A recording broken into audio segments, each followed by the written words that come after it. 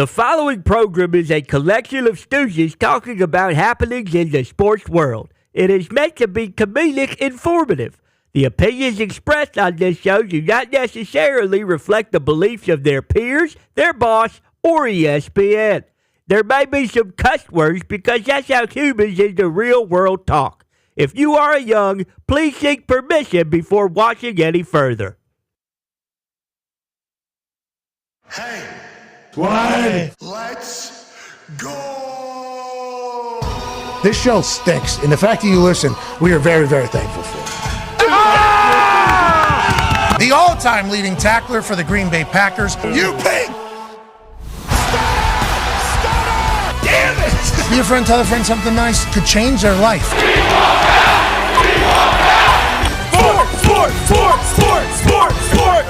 Hello, beautiful people, and welcome to our humble abode, the Thunderdome.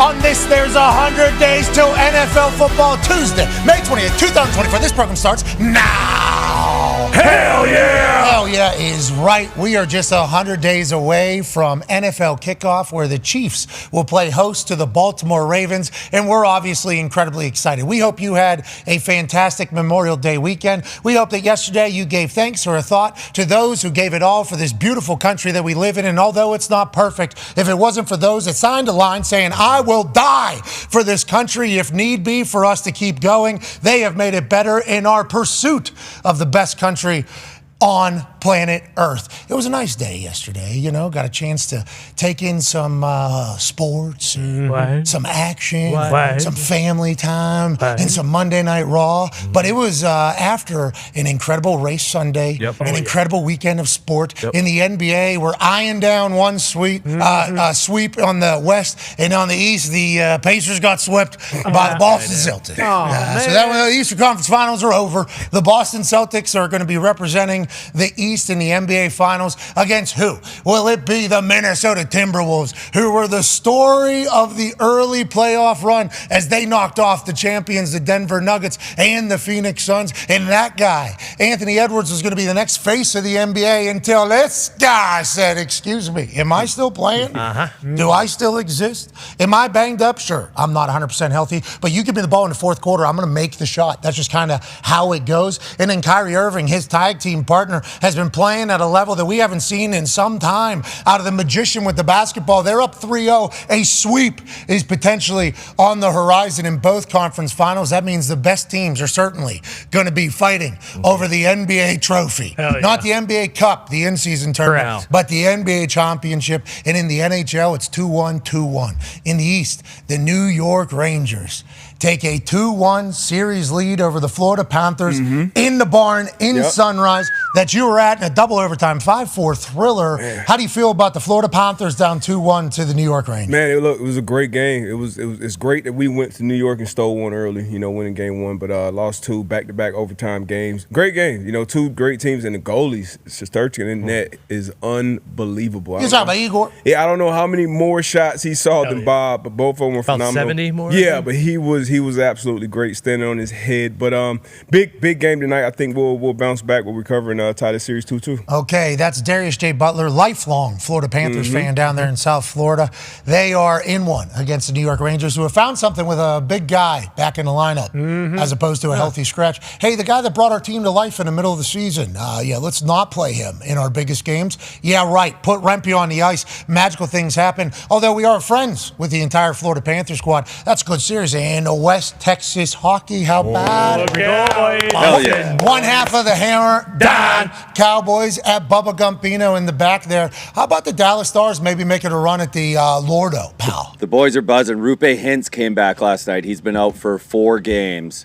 Played really well. Jason Robertson got a hattie. He hadn't scored in a while either. So that line finally got buzzing again. Otter doing his thing. Just slow starts. Feels like if we can weather the storm in the first, we can beat these Oilers. Yeah, the Edmonton Oilers, obviously, with Draisaitl and McDavid and the boys buzz around. In the first period, they've been getting a lead. And then all of a sudden, guess who's been coming back? Oh, Texas hockey. The glass-banging guy who's right behind the net. They're coming back in the second and third period to a 2-1 series series lead, will they be the ones representing the West, or will McDavid and the boys be able to be better in the second and third periods than they have been, as they have been absolute crap, and Texas hockey is taking advantage of them? Congrats to the sports being great right now. Congrats, sports. Let's get back to the NBA as we introduce the Talks Table at Ty Schmidt and at Boston Connor. I see the shirt, the Jay Tatum shirt. The Celtics sweep the Indiana Pacers. Man. We were there for Game 3 on Saturday. I actually even revved up. Yeah, you did. I revved up before the game. Broke it. In the Indy car there the night before the Indy 500. What an honor that was. Indianapolis was a buzz. And speaking of Indy 500, Josef Newgarden, the winner of that, will join us in about 36 minutes. Yeah, I saw what Dale Davis did, and I thought I'm going to do the exact opposite. Okay. You know, I'm going to go as hard as I possibly can. And this is full admission here, obviously, transparency. I was trying to break that thing. Sure. If that wheel comes off in the middle of that, that's great news. That thing's going in the sky. And then I was hammering the pedal as well with my boots. I was trying to break that as well. Place was magnetic. It was so, had an 18-point lead at one point. I sat through it with Boston Celtics fans and Fairfield Stags in the suite. And I'll tell you what, that'll be something I would recommend to know people ever. To ever have to be around people that are fans of those particular teams during a game, especially with, kids around and everything that's potentially happening because of the amount of passion. But it was real, and it was fun to watch you enjoy this Celtics team who has seemingly been dominant. They're talking about, is this the most dominant run in the history of an NBA playoffs? Yeah. You guys seem to have all the makings for a championship con, man. I'm hoping. I mean, this has always been the year. I mean, I feel like when the series started, nobody thought that it would be a sweep. But obviously, if Halliburton's playing and people are healthy, it is a different story. But at the end of the day, no one gives a shit because the Celtics are in the finals now. The conversation around the face of the NBA and everything like that. I think because it's Luka now, right? Exactly. Yeah. It's not. There is no point to have the conversation about Tatum or Jaylen Brown. There's no point to have any individual success with the Celtics because at this point, it's much better just being the team that's going to win the championship. How about nobody gives you guys much credit? No, and that's okay. Like, there's nothing wrong with it. And if you look at the playoff run that we're on, yes, we've won 7 straight games, but people are just going to bitch about the injuries and everything. And, that's not Joe Mazzulla's fault. That's not Jason Tatum's fault. It's not their fault. The Pacers just shit down their leg at the end of, 3 of the games in this series. Again, you could double-digit lead. I could say they shit down their leg. You could also make the argument that the Celtics defense, took it. Took it. There you go. I like that one a lot more. But it should be good. I mean, vibes are very high. We got 10 days now to rest. Porzingis is going to come back. He could have probably last night. Clearly didn't need him. And at this point in time, it does feel as though Luka Doncic is going to win the face of the NBA title. Way to go. And then the team that might win the NBA title could be the Boston Celtics. But Darius Butler, I don't know, maybe 30 seconds after the game ended. Doesn't matter. Dallas is going to win this whole thing. And I told him, I was like, it's everybody but the Celtics until the Celtics win. Like that, and that's kind of how it's been the whole time. It is great to be here now. I feel bad for all Pacers fans, even though they all suck and they all are the most annoying fans in the entire country. I think anybody that watches you, people are saying that you were the most obnoxious human to ever be inside of Gamebridge Fieldhouse. People are saying, wow, it's kind of tough to be in the same suite as this guy. That's what people were saying. Look, just and then all of a sudden talk smashes a Jack Daniels bottle off the ground. Come on. Not off his head, off the ground, obviously. If it was off his head, at least some of it would be caught on his shoulders. Instead, it was splattered across the ground. I'm telling you, these Fairfield Stags. Hold on. Do not. That bottle. Do not get in the same area as these people. Now, Connor was very passionate. Very, very passionate. And I think downtown, with the people he hangs out with, he potentially hears some things about the Pacers and the Celtics and maybe gets him a little riled up or whatever. Revved up. But I think everybody that he was around on this particular evening was like, wow, buddy, you're at a much different level of this whole thing than we are. But I do think it is because nobody gives them any credit, it feels like. Not only, obviously, I guess with the people he hangs out with downtown Indianapolis, but like nationally, there is no conversation about Tatum or Jaylen Brown. The conversation is, which one of these guys is better? Yeah. Hey, which one of these guys is going to let the team down? Who's more important here? Is it Brown, Tatum, Drew Holiday? Yeah. Is it Derek White? Derek White is Payne. Who's the most important piece of this entire thing? It's like, hey, Brown's the guy. Don't know how to say this. Brown is the guy for the Celtics, just as the person that just watched them sweep the Indiana Pacers. And then Tatum can turn it like that if he wants to. Tatum. That whole team is phenomenal. Yeah, he's phenomenal. He's unbelievable. Jason Tatum, and he's, I think, one of very few people, I think 5 maybe, to lead his team in points, rebounds, and assists. Yep. Like 30, 10, 6. But when you watch the game, to your point, I agree with you. Like, he won Jaylen Brown won the Eastern Conference Final Player of the Series, the Larry Bird Trophy, and he deserved it. It was like in the moments of the game when they were down, 8 points, 9 points, whatever, he would kind of take those big Playing shots, dirty, smacking T.J. McConnell in the mouth. He smacked the shit out of T.J. McConnell. God, he's all right. But Pritchard got kicked in the face by your guy too, and that was not that was a clear kick in the face. Guy was trying to do like a Jet Li roundhouse kick. Basketball's a contact sport. Thank you. Austin Rivers, mentioned that. He'll be joining us in 6 minutes. Can't wait to hear what he has to say. Often, but great series. And I think, people have given Celtics the credit. I think coming into this season, look, they are expected to not only go to the finals but win it. And then they get to the playoffs and it's a cakewalk. Jimmy Butler's hurt. The Knicks are hurt. Halliburton's hurt. Is that their fault? Is that their fault? No, that's not their fault. But they're going to walk into the East in the finals. And yes, I did pick Dallas, even though they haven't clinched their series yet. Okay, well, 3-0, everybody assumes that's going to happen. But hey, you never know. You never know. That's why they play the games. Amen. That's why they play the games. But the Celtics team, I think as a Pacers fan for the playoffs here, and if Halliburton's going to be on the team, I'm going to remain a fan of this Pacers team. Sure. And Coach Carlisle, I love the way they built this team.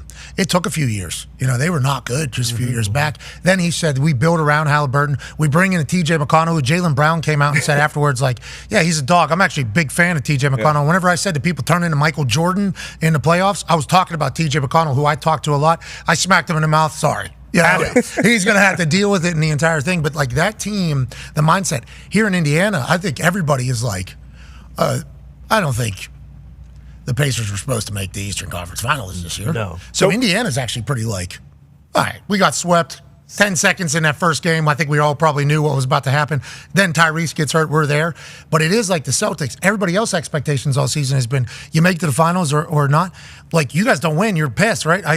No doubt about it. You guys haven't even been able to enjoy it at all because, supposed to be. Whenever you're talking, you're supposed to be. Exactly. That's literally how everybody talked about the Celtics all year, though. Remember, the East was crap, too. Yeah.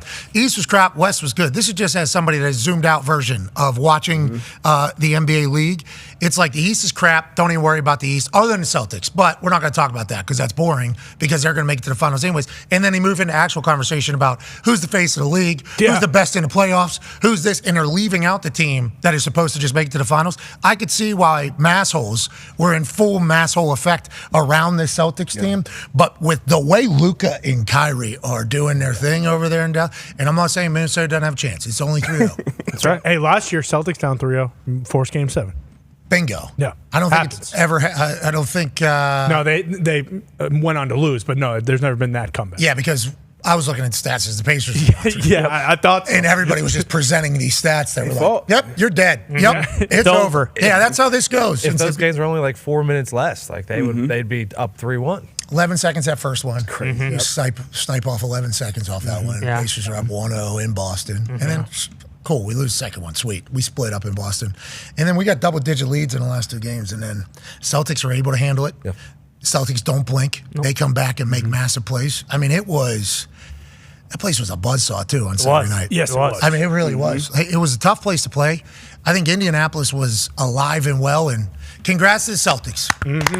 Hey, good seg. Right where you're supposed to be. That's good seg. Not Celtics. Good seg, we had some more. What's that? That was a good seg by us. Yeah. Oh, good job, fellas. Bingo, yeah, boys. Good boys. seg. We did sports media. I love these nerds talking about us. I don't know if you guys saw it. I must have missed it. Yeah. Yeah. Well, I didn't read it. Had Nick read it, say, I hate this guy. Nick said, oh, yeah. And then he sent some clips back. I don't fully comprehend why what we do isn't considered journalism. Did you hear the way we just broke down? Yeah, it was journalism. The Fairfield Stags watching a Boston Celtics game. Amen. Nobody else is doing that. Wait until later. We got a dog and his owner doing tricks out here. What? That's right. Yep. Excuse me? Christian and Scooby. Look them up. What? Christian and Scooby. Scoobs? The Scooby? No. Not do. No, Okay. Scooby, trick dog. Yeah, just Okay, Scooby. Scooby tricks. Christian and Scooby are going to be out here. Our show is packed today. Austin Rivers will be joining us in about a minute and a half. Josef Newgarden will be joining us in 27 minutes. He just won the Indy 500 for the second straight year, back to back. Good. Okay, the Indy 500 was delayed 5 hours. 300,000 people didn't leave. 300,000 people went to that race. I guess they were saying 345,000. The number they kept saying on the race that I was able to watch in Indianapolis because they lift the TV blackout. Shout out to them for doing that. That was awesome. Yes, it was amazing, especially the race that it was. 300,000 people stayed in the Indianapolis Motor Speedway during a 5-hour rain delay, 4.5-hour rain delay that had lightning, heavy storms. Nobody left. Nobody left the snake pit, which Timmy Trumpet tipped off at 8:10 in the morning. And then the race lived up to the hype. And Josef Newgarden is a back-to-back Indy 500 winner. He would be the first person to win it 3 times if he was to win next year. He just got the biggest purse in the history of the Indy 500, $4.25 million, because I think he got an extra $440,000 bonus for going back-to-back as well. So congrats to Tennessee's own Josef Newgarden winning the best race of the weekend by far. Not even a question. Not even close. Okay. Not even close. F1 drivers are saying, wow, this sucks. Yes. This sucks. Who said that? Vanderstappen? Yeah, Vanderstappen. Yeah, the guy who wins says that this sucks. Yeah, and this is the pinnacle. Yeah. There's all the yachts coming out. Got a boat flying through the yachts. A boat on the loose, potentially taking some people over. And you got Vanderstappen, basically, look at this boat, turns corner. Coming around turn 1. Whoa, take out 2 humans. No. Now, probably millions of dollars worth of damage if we had to guess over there. Because the nautical world is not a cheap one, but that could have been real bad. Horrible. Just the amount of, and then you watch the race, and somehow it's worse than that. Somehow the race was worse. Much worse than that. And then the Indy 500 comes on. It's like one of the greatest races of all times. 2 lead changes in the final lap that happened at 224, 225 miles an hour or whatever. I mean, it was a fantastic thing. Cannot wait to talk to Josef Newgarden. And then we got Mark Messier about an hour from right now joining us to talk about the Rangers playing tonight. Are they going to take a 3-1 lead over the Florida Panthers? Whoa. How about Trouba, the captain? Yeah. They call Mark Messier the captain because that's what he was for a long time, obviously for the Rangers winning one there. But Trouba, the captain of the Rangers, was seen chicken wing the jaw. Again? Which is, not the first time. Which is notably frowned upon. I thought Moose said the captain's... Yeah, the C on the chest with that move. Now, there was I forget the ref's name, Peel, maybe Tim Peel on the internet said, feels like he's exaggerating a little bit, the guy who got hit by, so they hit him with a $5,000 fine for this particular elbow. And although it did not hit clean or what Trouba wanted, I think it's the act that made the hockey people all go, what are we doing here? This is what we literally all agreed upon we're not going to do. Captain of the Rangers playoff hockey says, I don't care. Hockey gods don't care either. They come back and they win this game. Yep. So, elbow, 4-minute, $5,000 fine, and the Rangers win in your house. That's playoff tough hockey. Yeah, it's playoff hockey. Foxy said this, and Trouba, he's done it in the past. He did it to Crosby, but it wasn't right in front of that saved the goal potentially. I'm cool with that happening right in front of them. If you're going to save a goal, $5,000, well worth that price. Yeah, Trouba's a dog. Yes, he is. Yeah. Does not care. And every other hockey person that plays says, whenever you get on the ice, you got to know where he is because he's headhunting. Him wearing the C is wild. Yeah. That's a wild thing. Are the Rangers going to win the Stanley Cup? It feels like Are the New York Rangers? What were the shots in that game? Like 100-30, and I'm not even exaggerating. Yeah, I think there was a 50-some difference. Yeah, it was 104 attempted shots by the Panthers to, I believe, 53 of the Rangers. Yeah, so just an ass beating, and Igor Shesterkin is standing on his head, which is what you need to win. But the Rangers have the toughness. Obviously, they have the mood. They can go in home, and what a deflection. Man. What a deflection. There's nothing Bob could do right there. That thing's going east and then turns west real quick. And that's why you got to put pucks on net, boys. Yeah, exactly. And there's not even a single body on Wingren up there in the front. I mean, what are we doing? Come What on. are we doing, boys? Panthers Are you guys even trying to play? Falling asleep at the wheel, Andy Butt. For sure. Took the air out of our sails, for sure. Tough. That happens. Pat and Chris Kavanaugh, back-to-back national champions with Notre Dame in lacrosse, will join us in the third hour at some point. They're traveling, so they don't know exactly when they'll be getting back, but I'm sure the Kavanaugh boys will have it all figured out after going back-to-back. I assume a massive amount of beers were drank last night by the Notre Dame crowd, and as they should. Back-to-back national championships, and they did it in dominating fashion. I mean, 15-5 or something like that. Yep. It was close in the first quarter. Then they just kind of went on an 8-1 run, I think, and that was all she wrote. And Chris Kavanaugh would go on to become the all-time leader in points scored in a season, breaking his brother's record, Pat Kavanaugh, who did it last year. But Pat Kavanaugh would also break his record from last year in this game as well, and Chris would end up winning by 1. So the Kavanaugh right there. God. Ooh. In the natty. That's a national championship goal right there. Obviously, that highlight's going to run forever. But Pat and Chris Cavanaugh were basically the story of the entire playoffs. As we know, they're friends of the program. Pat Cavanaugh, I believe, was on last week. We also FaceTimed him from the suite on Saturday and told him, hey, let's go, boys. We need another one. And he said, I can't really hear you. Thank you, man. Here we go, boys. Here we go. Hell yeah. He was drafted 5th overall? Yes, to the 5th or 6th to the Cannons. 6th to the Boston Cannons. A guy who was drafted higher than him and was obviously on the other team that got absolutely demolished in the national championship. And I assume the Cavanaughs toasted to that last night. Lacrosse was alive and well this past weekend, and it was a beautiful scene to see Notre Dame, a team that I coach. You know, I that's right. motivational speeches. I spoke to the lads. Yeah, You got a ring? Had him on.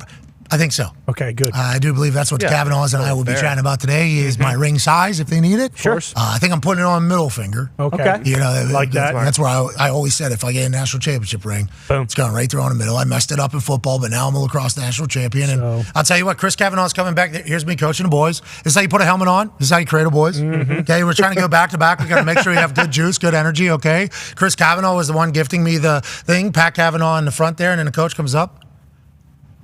I don't know shit about that. Yeah, coach had to take a shot. Like boys, keep the morale loose. I'm bad cop. He's good cop. Obviously, that's how we do this thing. And congrats to them. We'll be chatting with them in the third hour. I'm pumped for it. And congrats to the Boston College women's lacrosse team. Go.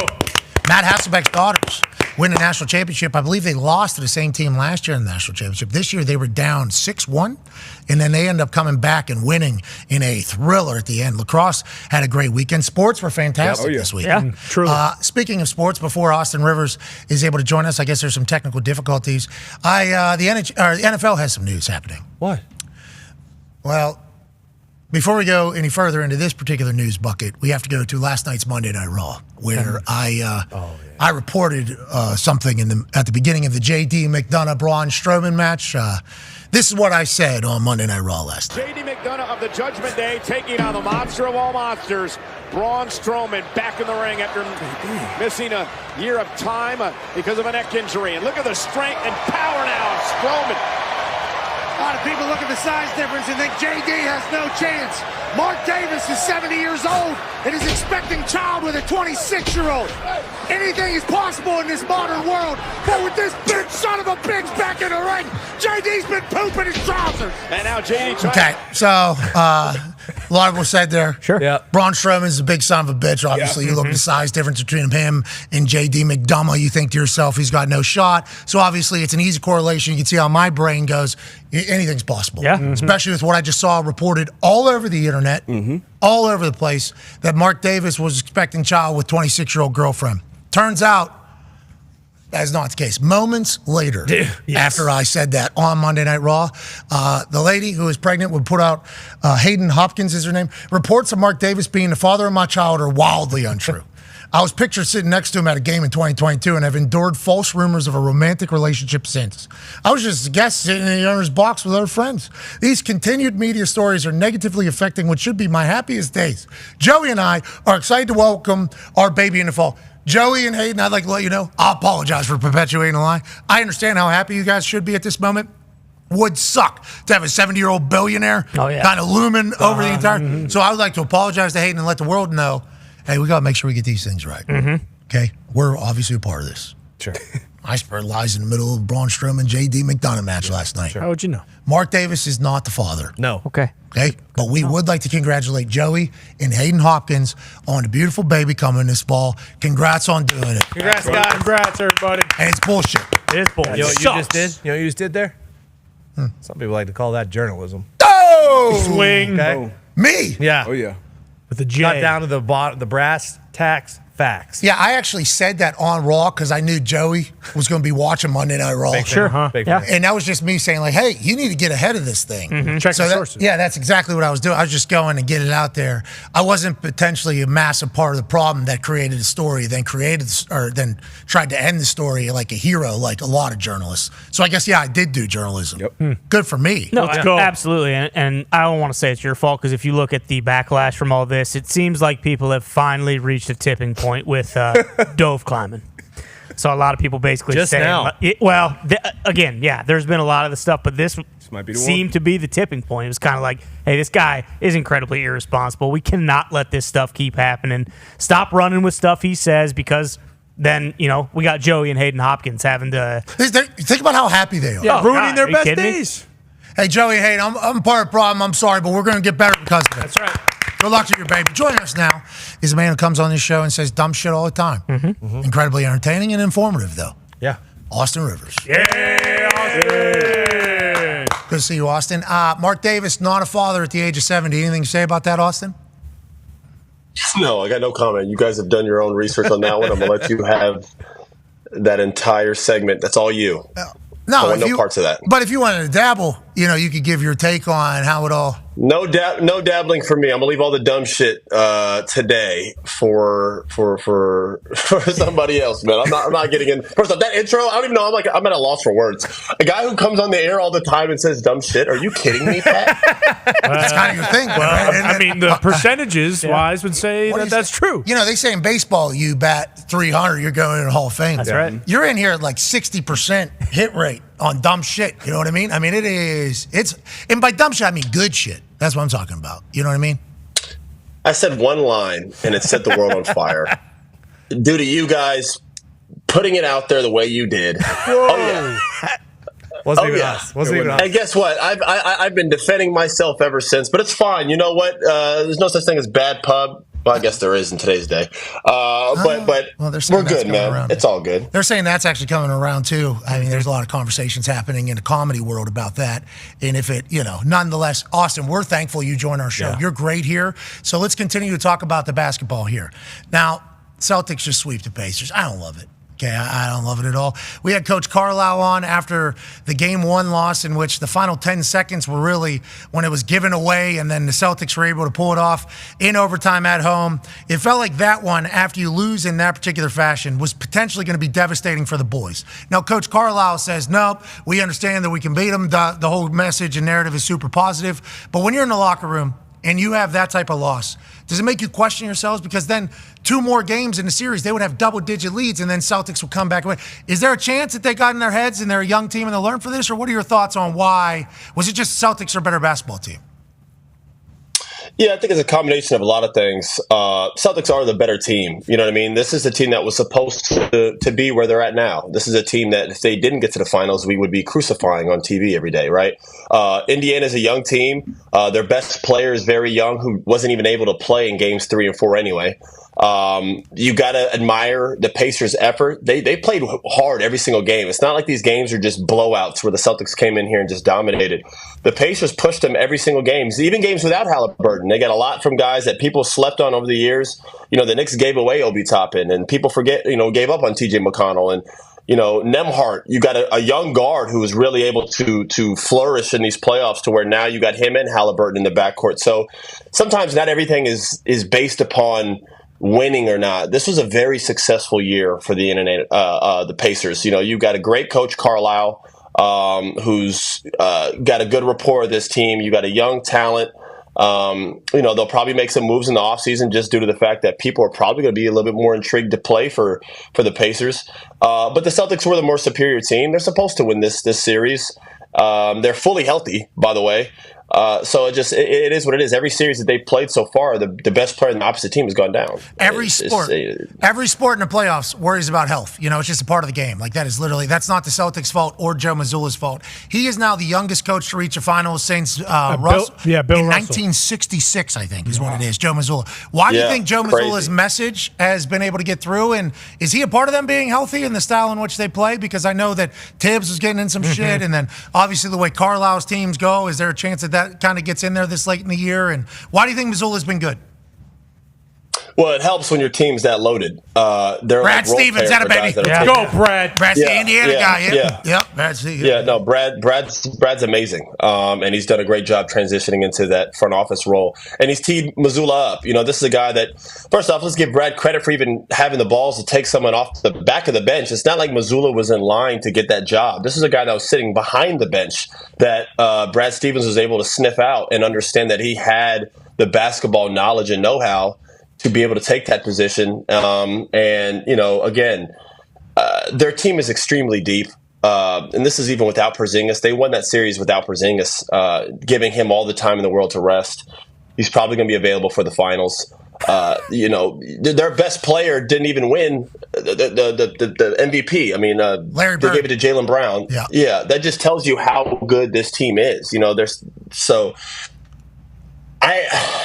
way Dallas is playing, this is going to be crazy. Well, that's not over yet, Austin. Wow. Leading journalism. Now, speaking of that, they're only up 3-0. Well, they're up 3-0, Pat. No one's ever came back from 3-0, bro. Yeah, I know that. I looked into that when the Pacers went down 3-0. That's when I was like, well, here we go. Here's the kind of story that's already been told seemingly 1,000 times before. But let's talk about the inevitable, seemingly, from everybody with a basketball brain. Go ahead, Con, man. Yeah, Austin, how huge is it now that the Celtics are back, that they are the team with the most finals experience? Obviously, Kyrie has been there, but how big is that for the Celtics as a team? And then also to what you just said about Tatum being the best player, that's obviously a conversation right now. Does that really matter? Like, is there any conversation inside a locker room? Like, hey, Jalen's our best player, or hey, Tatum's our best player. No, that's just all outside fodder, and like, this is just a team looking to achieve things as a team, not individual success. Yeah, listen, Tatum's the best player in that team. I think Jaylen Brown would be the first person to tell you that, but Jaylen Brown's a very good player. You know what I mean? So it's not uncalled, or it's not unlikely for a guy like that to get hot and play really well in 4 games. Jalen's always seen the second best defender. The best defender is always guarding Jason Tatum. It just happens, matchups. By the way, if they win the finals, I promise you Jason Tatum will get that finals MVP trophy. Okay. Legacy stuff here, right? So I think they're teeing that up. They gave Jaylen Brown this conference finals, and if they win, I think Tatum gets that other one. The standard for them is to win. Them getting to the finals, and if they lose, is still considered a bad year. I mean, Boston, they only count the banners. They've been to 5 conference championships. This is their second time going to the finals. This is a thing where they have to win. And what other year is it set up for them to win? Every single playoff series that they've got into this year, the key player in the other team's gotten hurt. This is the year for them to grab that ring. Otherwise, OKC's going to get better. Minnesota's going to get better. Indiana's going to get better. New York's going to be healthy next year. All these teams are getting better. Like, this is a perfect year for Boston to take advantage of this and run the show. But they got their hands full, man. Dallas is rolling right now. Let's talk about Dallas. D-Bud has a question for you. Yeah, just speaking on obviously Kyrie and Luka and them getting together, them being so ball dominant. A lot of people didn't see that really working from the onset, but obviously, Kyrie, his leadership and everything he's done off the court. I know a lot of people in the media, talking heads, had a lot of shit to say about Kyrie. How do players kind of feel about Kyrie, and how have they felt about him throughout his whole, journey throughout the league, and obviously where he's going now? For players, Kyrie's always been, what's that saying? Your favorite player's favorite player? Yep. Every hooper in the league loves Kai, and we all love watching him. He's like a league past must watch, right? He's probably first place in that regard. He's the most skilled basketball player I've ever played against. He's the most skilled basketball player I've ever played with. Just from a talent level, I've never seen anybody like him. But more impressively, what he's been able to do with this locker room as a leader. We haven't seen Kai in this role. On the teams that he's had success at, the leader was LeBron James. And then we also saw him not do so well in Boston as a leading role. That's why this is going to be really interesting, him going back to Boston, by the way. But he's changed the entire narrative about him and has forced a lot of people to apologize. But, I think the frustration from a lot of people all along is this is why we were frustrated in the first place, is because how great of a player he is. We wanted to see him on the court. We wanted to see him play. So when he had all this stuff going on, it did frustrate a lot of people in the media, and a lot of people turned him off instead of kind of just giving him the benefit of the doubt. And now here he is in Dallas, making it work with Luka. They didn't make the playoffs last year. Everybody wrote them off. They come back this year. He's got some type of spirit about him. I don't know. Every time you see Kai, he's smiling. He's happy. It looks like he's enjoying work. Him and Luka are like coexisting. Ayahuasca. I can't do this, man. Seriously. I'm telling you. Because if you think you talk about what he went through and he wasn't on the court, it's like we know somebody else that that had similar. Does his name start with an A? They're both Does his name start with an A? outside the box thinkers. For sure. 2 A's, actually. It starts with 2 A's. Yeah, sorry. And I wonder, I know we're hearing now how he feels about how it all went. Yeah, bingo. I wonder how Kyrie's at a point where he's like, if there's humans listening right now that don't know anybody that was very much against the vaccination situation a couple of years back.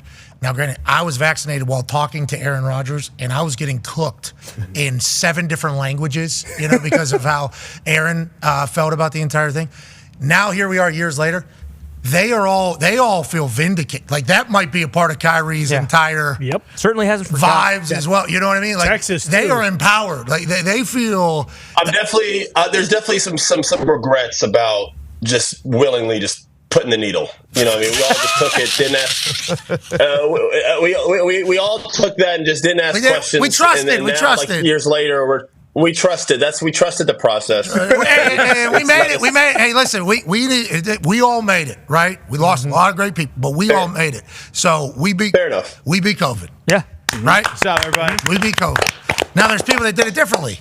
And the way they were doing it, they were certainly taking it on the shins pretty heavily. And boy, that might be a part of it legitimately. And I do wonder if he does ayahuasca, because you're right. He's doing that interview with Inside the NBA, and he's laughing, having a good time, talking shit. It's like that would old Kyrie, you think, would hold a little grudge against, Yeah, no, he's like all like very wise, and he's talking with such poise, and he's smiling. He's got like a chili pepper earring hanging down the left side. Oh yeah, there's just something about him. I don't know what it is. I love it. Yeah, I love seeing him happy and playing as well. I mean, my God, he's such a talent. Well, he's not so alone over there in Dallas. Go ahead, Tone. Yeah, Austin, let's talk about his running mate, and you mentioned him a little bit, but Luka, Big dog. Yeah, when the game is on the line, Luka is taking the shot. In Game 2, the shot was unbelievable. He had a bunch in Game 3, but like when he got switched off on in Game 2, and then the passion after it, like Luka, we saw it for the Rudy. Poor Rudy. I mean, full blender here, pal. Welcome to Smoothie King.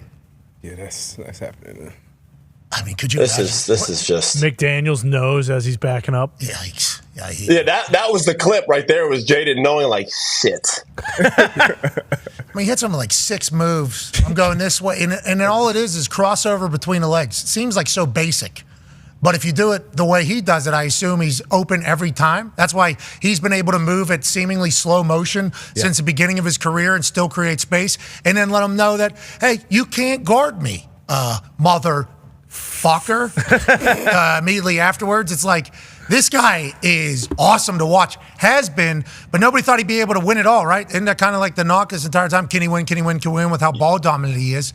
And now he's with Kyrie. He's playing his best ball almost. It's crazy because remember they went to that conference finals a couple years ago, and everybody was like all over Luka. They're like, "This is the guy. He's the best, young player in the league." And then he had a couple weird years after that where his team didn't have success. He's made first team All NBA every year he's played after his rookie years. It's just been incredible. But his team wasn't having success, so people are like, "Is it too much Luka? Does he have the ball too much in his hands? Is it too much of a ball dominate? He doesn't play defense. He doesn't do these things." And we've seen Luka change a lot of these habits. I don't know what that is. I don't know if that's the emergence of him and Kai's relationship and them becoming leaders. I don't know if he's heard that talk and gotten sick of it. I don't know what's prompted him to take that step in terms of just effort on the defensive side. But we've seen those changes happen, and we've seen him and Kyrie be able to have a rapport to where they don't get in each other's way. It's not a you turn versus my turn. It's like us together. They flow together. They've had great role play from other guys because they've trust and pass to their teammates, PJ Washington, Derek Jones, Gafford, all these guys have come into the mix. And now we're seeing this team. I mean, look at that. Left-hand floater is just ridiculous. They've just really found a groove. I mean, look at this dude, man. Just turn, fade away, 6'5", 6'6". He's about 235. Just hitting you in the post. Kyrie, I mean, look at these shots they're hitting, man. These are tough shots, bro. I don't know any other dude in the league that could just hit those consistently. And then they both can pass. They are the most exciting duo in basketball right now, but they're going against the most successful duo. They're going against Brown and Tatum. These guys have been to this dance a couple times already. They've won the conference finals. They've gone to the finals. This is why I love this setup. You got 2 duos battling out, I think, for the best duo in the league. You got Kyrie and Luka going against the 2 best perimeter defenders in the league, Drew Holiday and Derek White. I mean, in terms of a guard, showdown. This is about as best case scenario as it gets. And we have the drama of the Kyrie Boston return. Oh, yeah. We can highlight all these things and stir something up here. Yeah, and also, I love it. When Tatum gets going, he's a sideshow to watch. Yes. Because he's so big. And, like, the things he does is phenomenal. We watched it up close. I was watching him warm up, and I'm like, that's an avatar. That is, he's so big. I don't think people fully comprehend that. So he gets going. Luka's must see with a ball. Kyrie's must see with a ball in his hands. And it's like, okay, all of a sudden the NBA Finals are, Tatum's going bananas. What a dude, too. Peyton Pritchard's in there. Hey. Oh, yeah. Peyton Pritchard. Hey, come on. Hanging around. Hey, so you guys just did milk? You guys just say milk check in the middle of games and like, yeah, TJ, you got Peyton Pritchard. Whenever you guys just, you guys say it over there. Is that just standard rules of operating procedure in the NBA now? Sometimes it's just like size and simple as that, Pat. Don't do that. Like size and what? Like size and what else? And what else? Like size and position. Listen, I was a minority in my workplace, okay, for a long time. You can You're not anymore. You're not anymore. Not anymore. We live in Indiana, Austin. We live in Indiana. I know. You got all your boys around you, but you got the one brother in the corner. Hold it down, bro. Hold it down. Watch your mouth. What are you talking about? We don't see that. Watch your mouth. Yeah, what are you even talking about? I don't even know what that means. But listen, I'm half black, man. I'm Switzerland. I can say anything up here. You can't defeat me. I'm half white, half black. They don't know what I am. People think I'm Puerto Rican when I walk around Florida. I got the curly hair. They don't know what I am. I did hear the Puerto Rican thing on the internet. I did read that a couple different times. It was whenever they say I look like Andrew Tate. They don't know what I am. I did see the Andrew Tate conversation as well. Tough. They said, "Is Walmart Andrew Tate?" I saw it because when you called me NASCAR Ellen. Walmart. Jesus. Whoa, great. Walmart's a great store. Hold the phone. Oh, watch your mouth. Walmart's a great store, pal. I just said I love Walmart. I'm defending Walmart. Yeah, but you did. Kidding me? I love a little sponsor.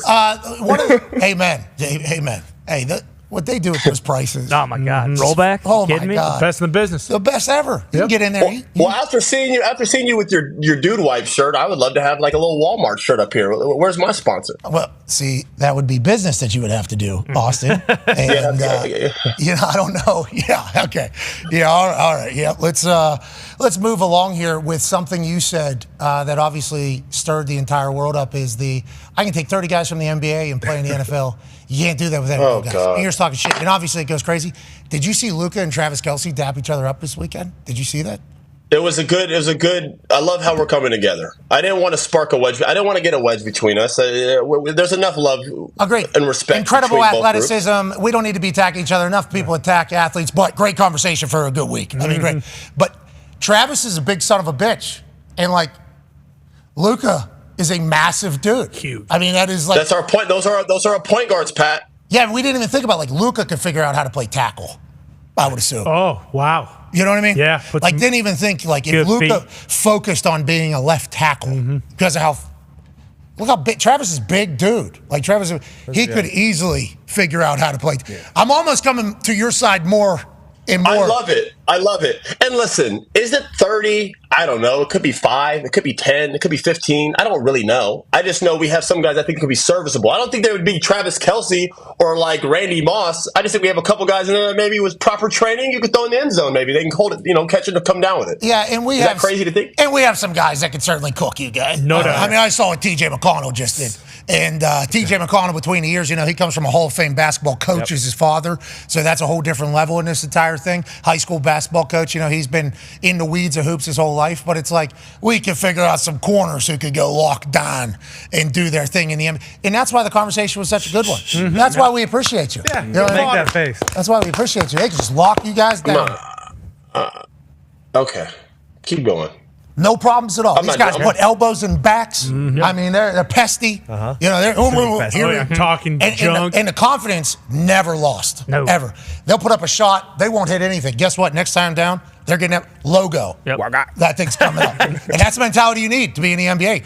Corners would be able to get over there, I think. Yep. I think personally would be our best bet. Cooper DeJean, obviously, that's right. He gets in there and he just dunks all over everybody. But it was a beautiful conversation. Now, let's get back to the conversation of a series that is still taking place, even though you've already deemed it over because you can't wait to get to the NBA Finals. This Minnesota team was all the hype. This was all the hype, wasn't Everything. it? Yeah. Ty has a question for you. Yeah, Austin, when you look at that series, Disappointing. Going into it, everyone's talking about, Ant-Man being, hey, the next Michael Jordan, face of the league, et cetera, et cetera. And I know how incredibly well Karl Anthony Towns has shot this year, and Ant hasn't played great either, but it seems like he's just deferring to Karl Anthony Towns. Like, why haven't they changed anything? I mean, you're letting the guy go 4 of 40 from 3 and kind of just being like, well, one of these games, he'll hit 50% of the threes he's taken. That hasn't happened. Like, obviously it's pretty much over now, but like, why haven't they made any adjustments to how they've been playing up until this point? They've kind of just let Karl Anthony Towns shoot them out of games. It's so strange due to the fact that matchup-wise, I thought this team had the advantage with their size. You look at Rudy Gobert, Karl Towns, Naz Reid. The only big that Dallas even has is Gafford. So I thought from a size standpoint, Karl would be able to get whatever he wanted off. If his jump shot wasn't falling, I don't understand why we can't get him in the paint. I would like Ant attacking more in the paint. They have struggled guarding the pick and roll. I mean, Luka and Kyrie are picking this team apart in the pick and roll. It's rough to watch. And then on offense, I don't know what happened to Ant's energy. I don't know if it's from guarding Kyrie. He just looks exhausted in a lot of these games. I thought they were deeper. They're bigger. They play statistically. They're the best defensive team in the league up until this series, where Dallas was not that. They haven't been a good defensive team all season long, and now it's like the roles have just flipped.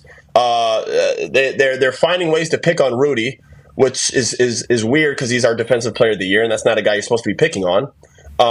There's just like a lot of dynamics to this series that I don't really understand. I had this series going Minnesota 6-7 games, and here we are 3-0, and Dallas is just really cruising by, outbeating this team, outworking this team.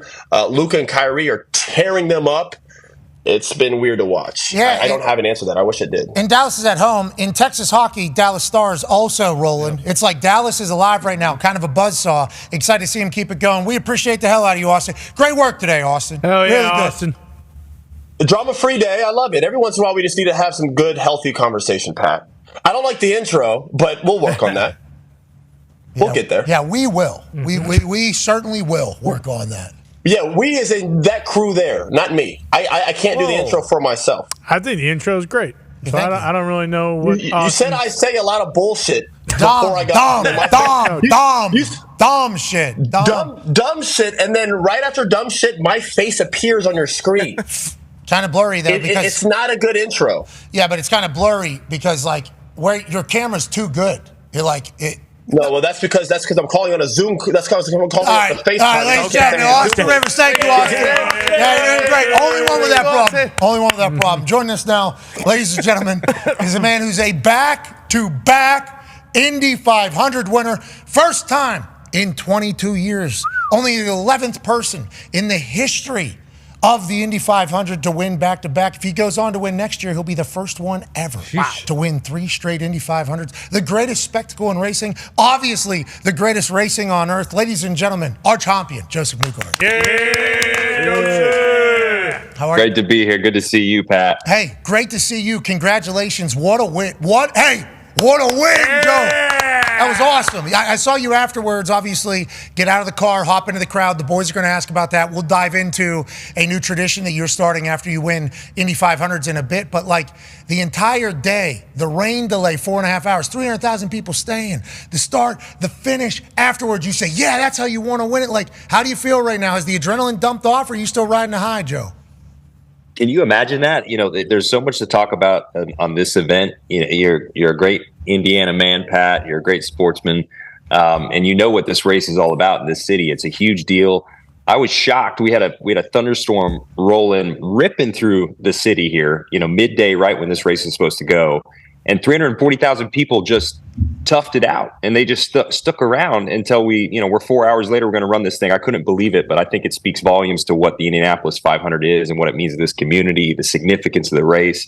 It was really cool. I thought we were going to be running on Monday. I'm glad we got it in, and then it ended up being, I got to think, arguably one of the best Indy 500s we've ever had. I mean, the final part of this race was absolutely crazy. It was flat out. There wasn't any yellows. I mean, we were just fighting tooth and nail to the finish, and timing just worked out for us. There's a lot of ways it could have gone, but I'm super glad it went our way. Yeah, there was a tweet, I think, that put out where the F1 racers started and where they remained throughout the entire race, and then where the IndyCar started and where it remained. In the IndyCar, it looks like just a child, basically, drawing all over the place. 20th was in 11th, and then, here it is right here. This is literally F1. It's like, well, here's where it started, here's where it finished, here's where it started, here's where it finished. This is the pinnacle, this is Monaco. And then let's look at the Indy 500 that was delayed 4.5 hours at speeds that are 10% faster than what they're doing at the F1, 225, 230 miles an hour. It was what? Felt like you guys were all more aggressive.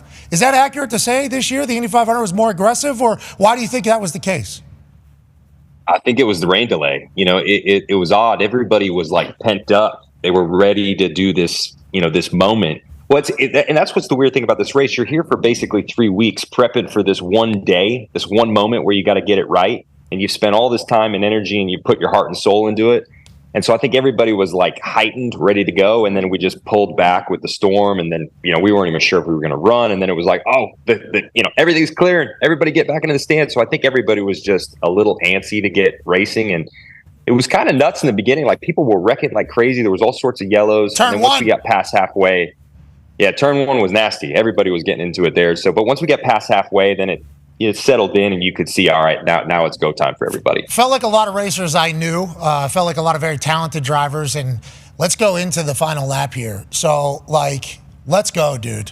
White flag, you and Pato battling up at the front. He takes the lead. And then you set him up for the move that you wanted to do? Or how did we get to the pass on the third turn that is going to be remembered forever in the history books of the Indy 500?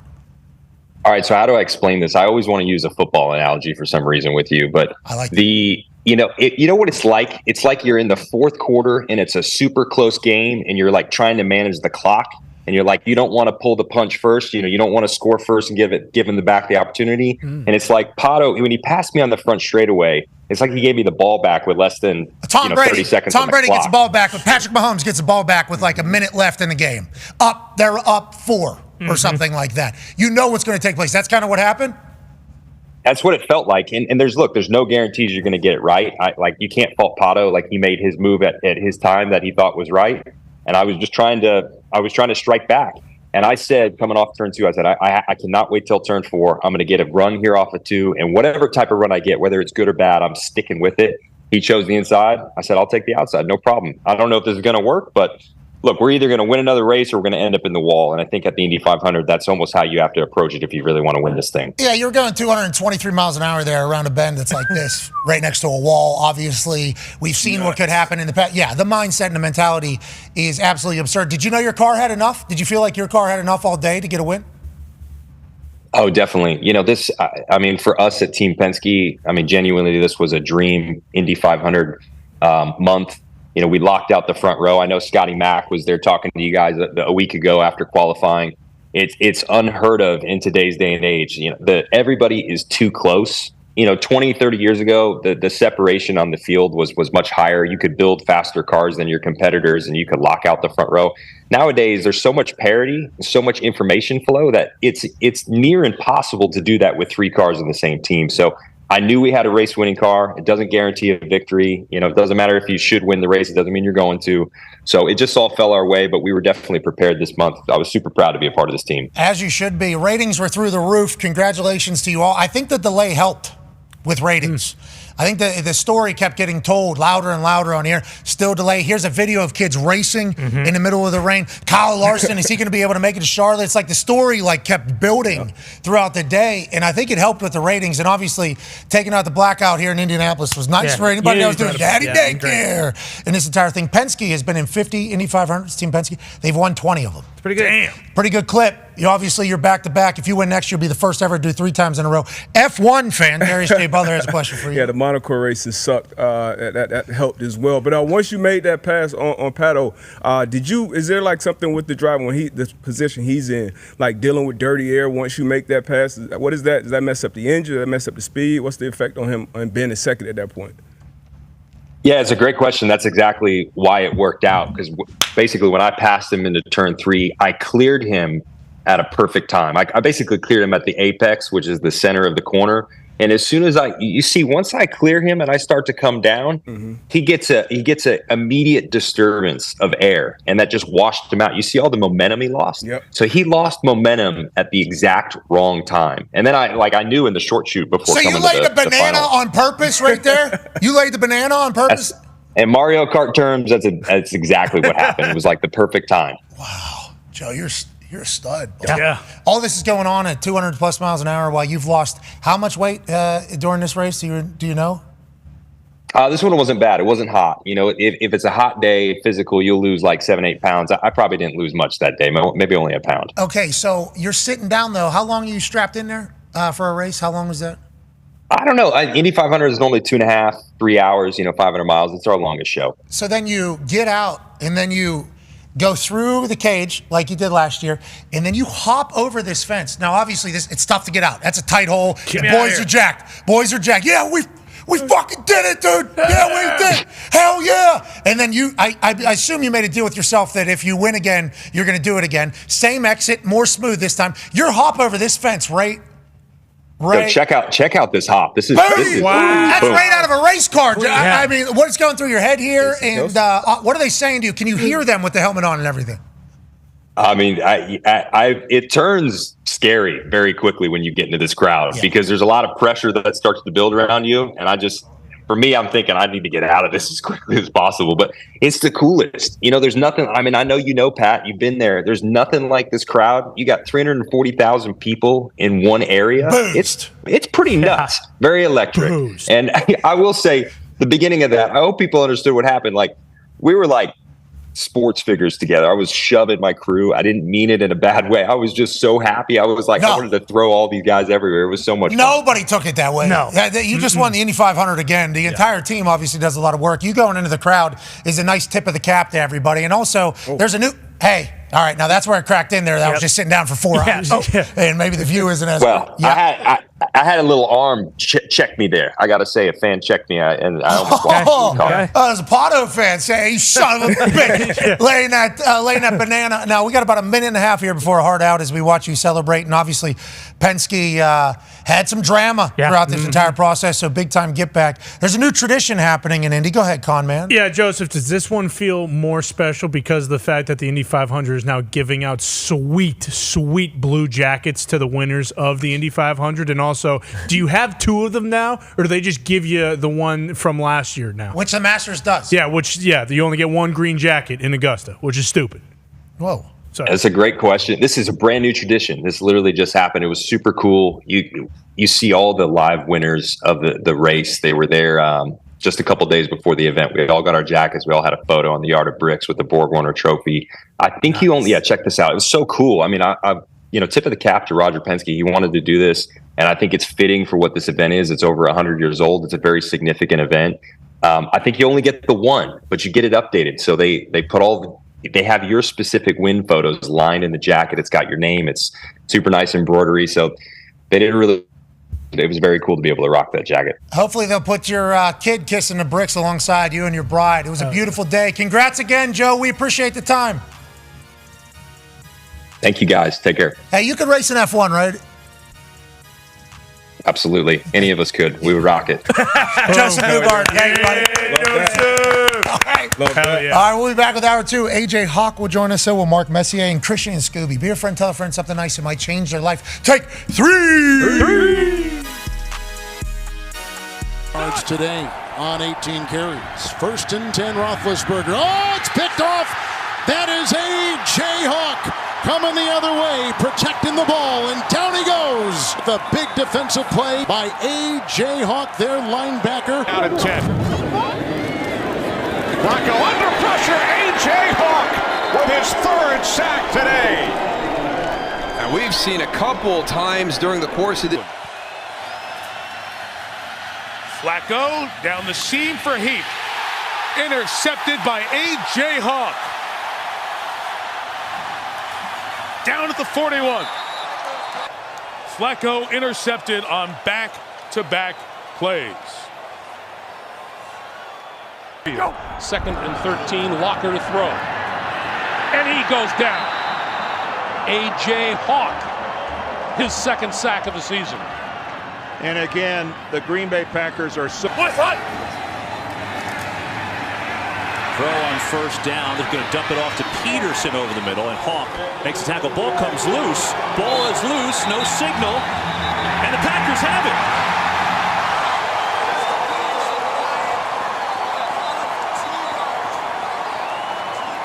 It's A.J. Hawk that not... A blitz. They don't get home with the pass. Batted into the air and down to the turf. Incomplete. A.J. Hawk came close. Here he is right here, A.J. Hawk. And he's coming in, and then as soon as he sees he's not going to be able to get there, he gets his hands up, and he almost was able to get... Off the play fake. Freeman rolling. And he is hit by A.J. Hawk. And that time he didn't get rid of the ball. He was near the sideline, could have thrown it away. A.J. Hawk took him down for the sack. Well, you can't take a loss like that. That is absolutely a rookie mistake. I mean, you break contain, and you get outside of the pocket. The bottom of the screen, they go 4-by-1. Favre almost gets sacked, gets it away, and then has it intercepted at the 40-yard line by A.J. Hawk. And Hawk out of bounds at the 40. And Favre comes up gimpy. Charlie Pepper has done well, but he was their third safety. Look out. And look at that. It gets batted. It's taken by Clay Matthews. With Woodson escorting him, and Matthews is going to go all the way. Cowboys all night. I think this is a dual deflection there by Woodson and A.J. Hawk. All right, let's relax on the Nipsey Russell stuff here. Alex is picked off. A.J. Hawk bringing it back out of the end zone. And Hawk is finally taken down by Brian Gilmore. That one hurts. The following program is a collection of stooges talking about happenings in the sports world. It is meant to be comedic informative. The opinions expressed on this show do not necessarily reflect the beliefs of their peers, their boss, or ESPN. There may be some cuss words because that's how humans in the real world talk. If you are young, please seek permission before watching any further. Hey, let's go! This show stinks, and the fact that you listen, we are very, very thankful for. Ah! The all-time leading tackler for the Green Bay Packers, you pig! Damn it! Be a friend, tell a friend something nice could change their life. Sport!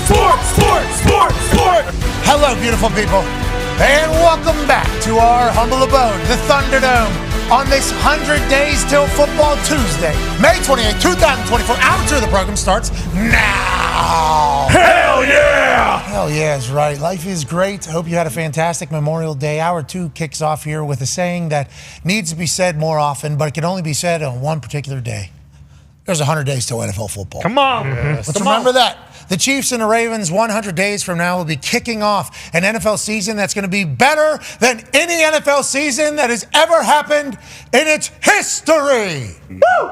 Yeah. But until then, we're in the middle of potential sweeping in the Eastern and Western Conference finals of the NBAs, and the Eastern Conference and the Western Conference finals of the NHL is heating up, and racing is at an all-time high, and there's people chasing cheese in Europe. There's Americans chasing cheese in Europe down hills. NC State girl wins the Cheese Cup over in England. Okay. Obviously, we saw the documentary on this particular action before. There was a woman who was going on to be the greatest hill cheese chaser of all time, but she came out and said that she was on an immense amount of drugs while doing it. Her face is getting pummeled by the hill. The mud, her ankles are being twisted, her knees are getting torn up to do what? To chase the cheese and win for the United States of America.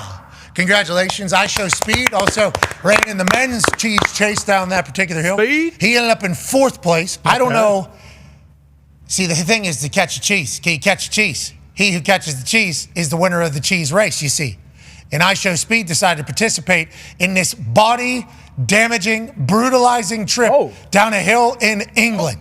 We're talking broken legs, concussions, arms, You name it. People getting fucked up on this hill. I Show Speed ended up in 4th place. We're proud of you, pal. Way to go, Speed. Now, an Aussie wanted, obviously, Aussie. Oi, oi, oi. Aussie. Oi, oi, oi. Aussie. Oi. Aussie. Oi. Aussie. Oi, oi. Congrats to him. What a win. America takes the women's one and Aussie takes the men's one. I Show Speed top 5 finish. That's something we need to celebrate about. And the NC State girl gets a dub for all of us. That's awesome. That's what you celebrate. A long extended weekend as we honor the heroes of the past who helped create the country that we live in right now in this Memorial Day celebration. Now, the Talks Table's here at Boston Connor, at Ty Schmidt. One half of the Hammer, Dahn. Cowboys, Tone Diggs is here. And 9-year NFL vet, big Florida Panthers fan who are currently down 2-1. Right? All right. Darius J. Butler is here. Yes, You're down bad now that I think about it. The Panthers are down. G1's down. Yeah. No, G1's up. Another race, Max Verstappen didn't win, so that's a win for the sport. What race you said? Did you say race? Another race. I don't know if that's the Charles proper terminology. No, did you Don't see the do line? it, They all finished where they started. It's not a race, it's a cruise through we Monaco. Last week, Vanderstappen wanted his pillow during the race. last he said. week, same time this It's time. more of like a parade, I wasn't told you guys It was. the race is going to stink. Hey,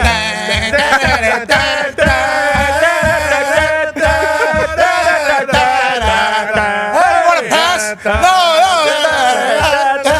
We're gonna walk around Monaco. That's what it was. It's just a parade, like a band. You just walk in single file around the city, which is beautiful. It is beautiful. They got tiny little roads. They're so beautiful. city. though. They got tight real turns. How beautiful. Too tight. Oh, yeah. So And the cars, you got the Too size big. of, modern day. Monaco's back in time, but that's the pinnacle of That's G1, the brother. pinnacle. Motorsport. Qualifying was great. And Leclerc got his first win. A hometown kid got his first win. Enough in of this Monaco. shit, dude. So enough of this. You just got to come over. move on to the next race. G1's down. The Panthers are down. Yeah. What? But life is good because we're alive. We need to remember that. And if you're an IndyCar fan or new to it, I think what they got going on in Iowa is about to be insane.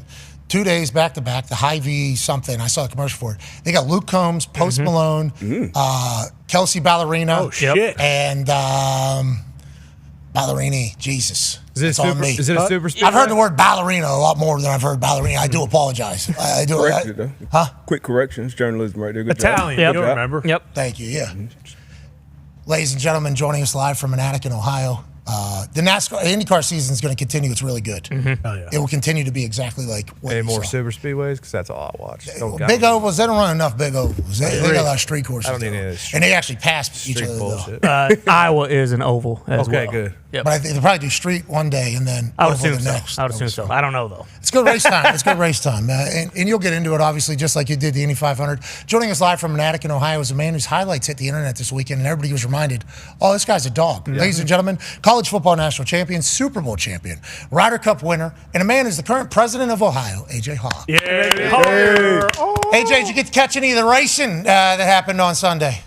Yeah, now, I got to hear you guys kind of debate G1 versus IndyCar. I mean, we know the Indy 500, it absolutely delivered. Now, I came in with somewhat low expectations, I'm not going to lie. And with all the build-up, with the delay and everything, I got to give him credit, man. Also, like Josef Newgarden, they should be trotting this guy out everywhere. He seems to be a great spokesman for the sport. And this whole how this race ended, I guess this is why you watch IndyCar, right? Because you want to see stuff like this happen. Bingo. Fastest speeds of any cars that are racing either, and they have action taking place. There was actually, I think, Josef Newgarden last year. You know how they go deep down in there? That's so that nobody can, slingshot, engaged, get any drafting behind it. He almost ran somebody into a wall, I think, last year. Cut off in front of a wall as he went on to win. So they actually banned that rule. So this move coming down in here couldn't go as far as he won a year ago, but still the fact remains, wins back-to-back Indy 500s, he's going to go down, forever. And if he wins another one in a row, which would be absurd, the first time ever in the history of the Indy 500. But you're right. The fact of the matter is, he's a handsome dude. He has a great personality, and he's a dog behind the wheel. And he's with a team that I think has it figured out pretty good. Now, that Penske team was the team that was getting attacked just a few weeks ago. I think that's right. He got a win taken away, didn't he? Yeah, and Scott also talked about it as well. I mean, in the Penske team, Roger Penske owns the Indianapolis Motor Speedway now. He bought it from the Holman family, Holman-George family, I do believe. Sold it, he owns it. So he's a massive piece of the entire story. So for his team to go on like a revenge tour after everybody said, oh, you guys got to cheat to win, and then win and clean sleep, it's like, we got a good story going on about a potential dynasty taking place in IndyCar all of a sudden. did you hear? Because I heard about it this morning that the show, and more specifically, Ty Schmidt made an appearance at the Snake Pit.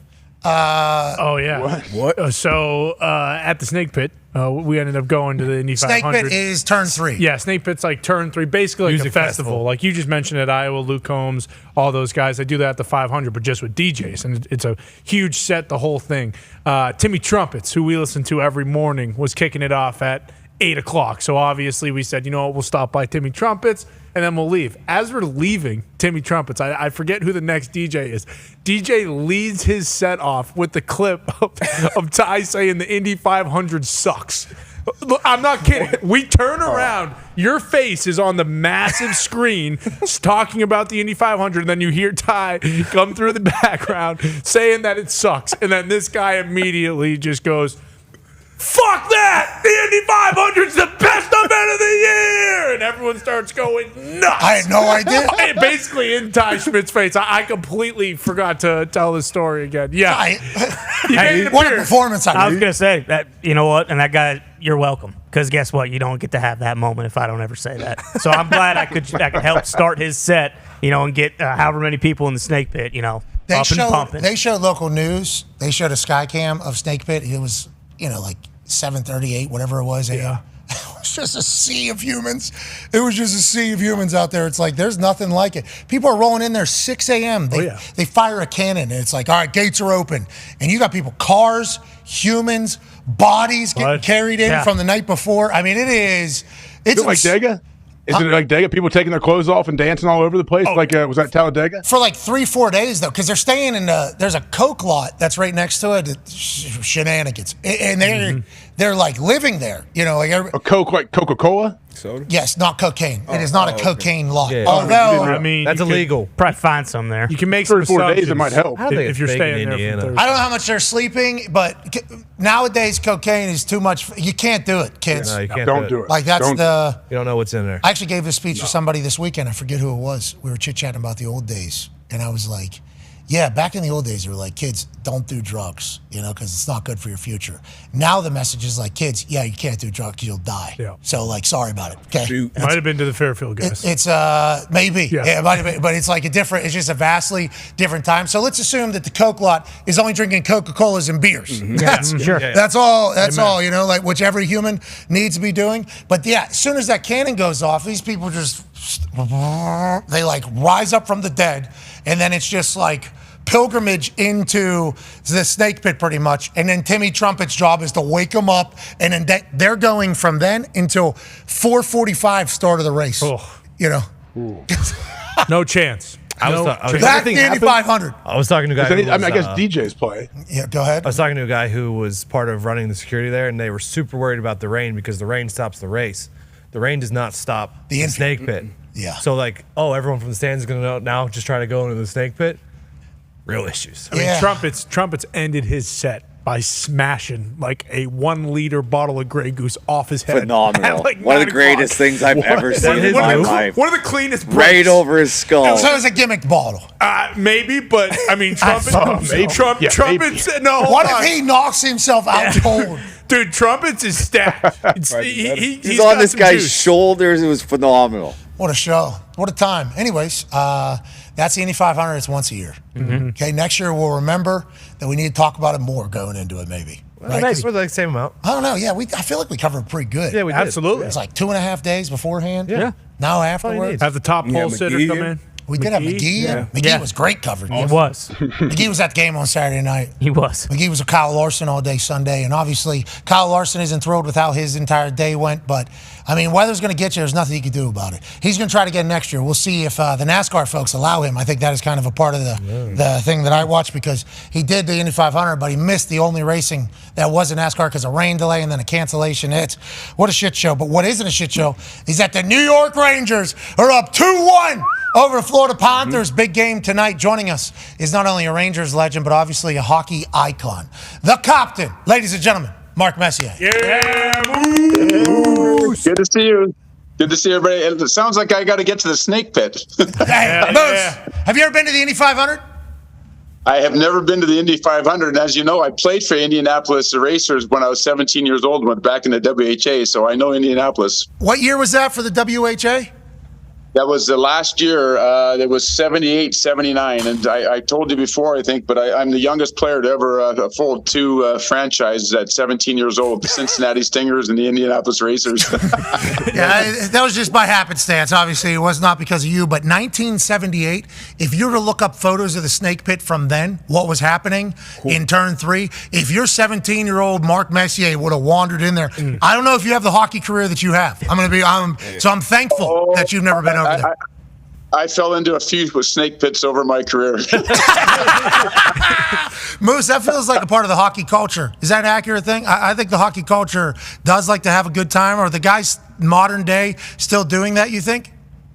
Well, I think they probably are, and I think it's all part of it. I think, you look at when we're 17, 18, 19, 20 years old, playing a professional sport, traveling around the world, of course, we're going to have a good time. And if you're not having a good time, there's something wrong. You're doing something that you love. You're traveling, you're exploring new cities, seeing the world. It was an amazing time, and the players should be having a good time. But at the same time, making sure that they're committed and ready to play the best of their ability. Yeah, you got to keep the main thing for sure. I think everybody has kind of heard that quote, which is very real, and people should do that, take that into life too, not just sports. Like, hey, you got to make sure that the thing that's making sure everything else is happening maintains, and then we can get into the ancillary Nobody shit. did that better than Wayne Gretzky. His focus was unparalleled in sport. Certainly, when we're younger, we're 8 days apart. Wayne's focus was so far ahead of mine at an early age. He was thinking about what he was going to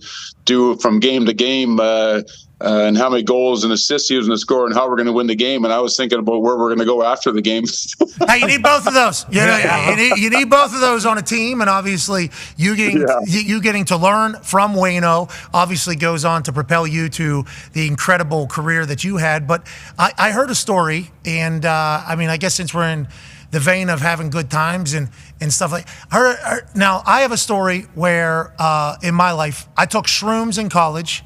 And it changed my perspective on how I was going to focus on football that night. It actually did. Force shoot, it happened. My college roommates were there. It was in the college house. Had great, deep conversations with them. Saw things differently. I don't want to say enlightened, but it did flip a switch for me. And I stuck with it. Yeah, the next day I woke up all the way through. And I think without it, now obviously I made a lot of mistakes post then. Without it, I don't think that I have the mindset to go on to be who I am. I heard there's a similar story about you. Is that accurate and true?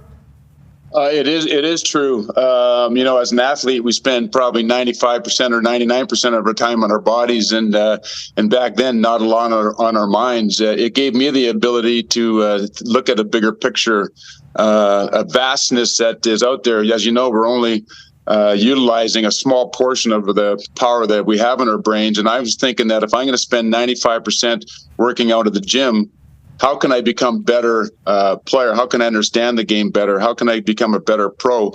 And by using my mind better, be tougher mentally. And to your point, I think enlightenment is a good word for it. It gave me a better perspective. It gave me some humility, and it just gave me a better perspective of the whole experience that I was in the professional sports. It made me focus more. And probably more than anything, all the possibilities that were out there. It worked for me, and it was something that I don't regret. And wow, what an experience! To your point. Yeah, and it's not for everybody, obviously. Nothing in this world is for everybody. But for me, I had the worst performance of my life at the biggest, most inopportune time. And I had a lot of people telling me that I shouldn't exist. And there was moments where I was like, yeah, I feel the same way. Was there something that happened with you? When did you end up doing it? This was back on a trip to Barbados back in the early 80s. I like to travel. I like to experience new things, different cultures, different spiritualities, different religions, traveling the world doing it. This was an opportunity that came about. I didn't know much about it, to be honest with you. At that, I was only 18 or 19 years old at the time. And but the perspective that it gave me, that I never wanted to get beat in the mental game. I wanted to become ironclad in that regard.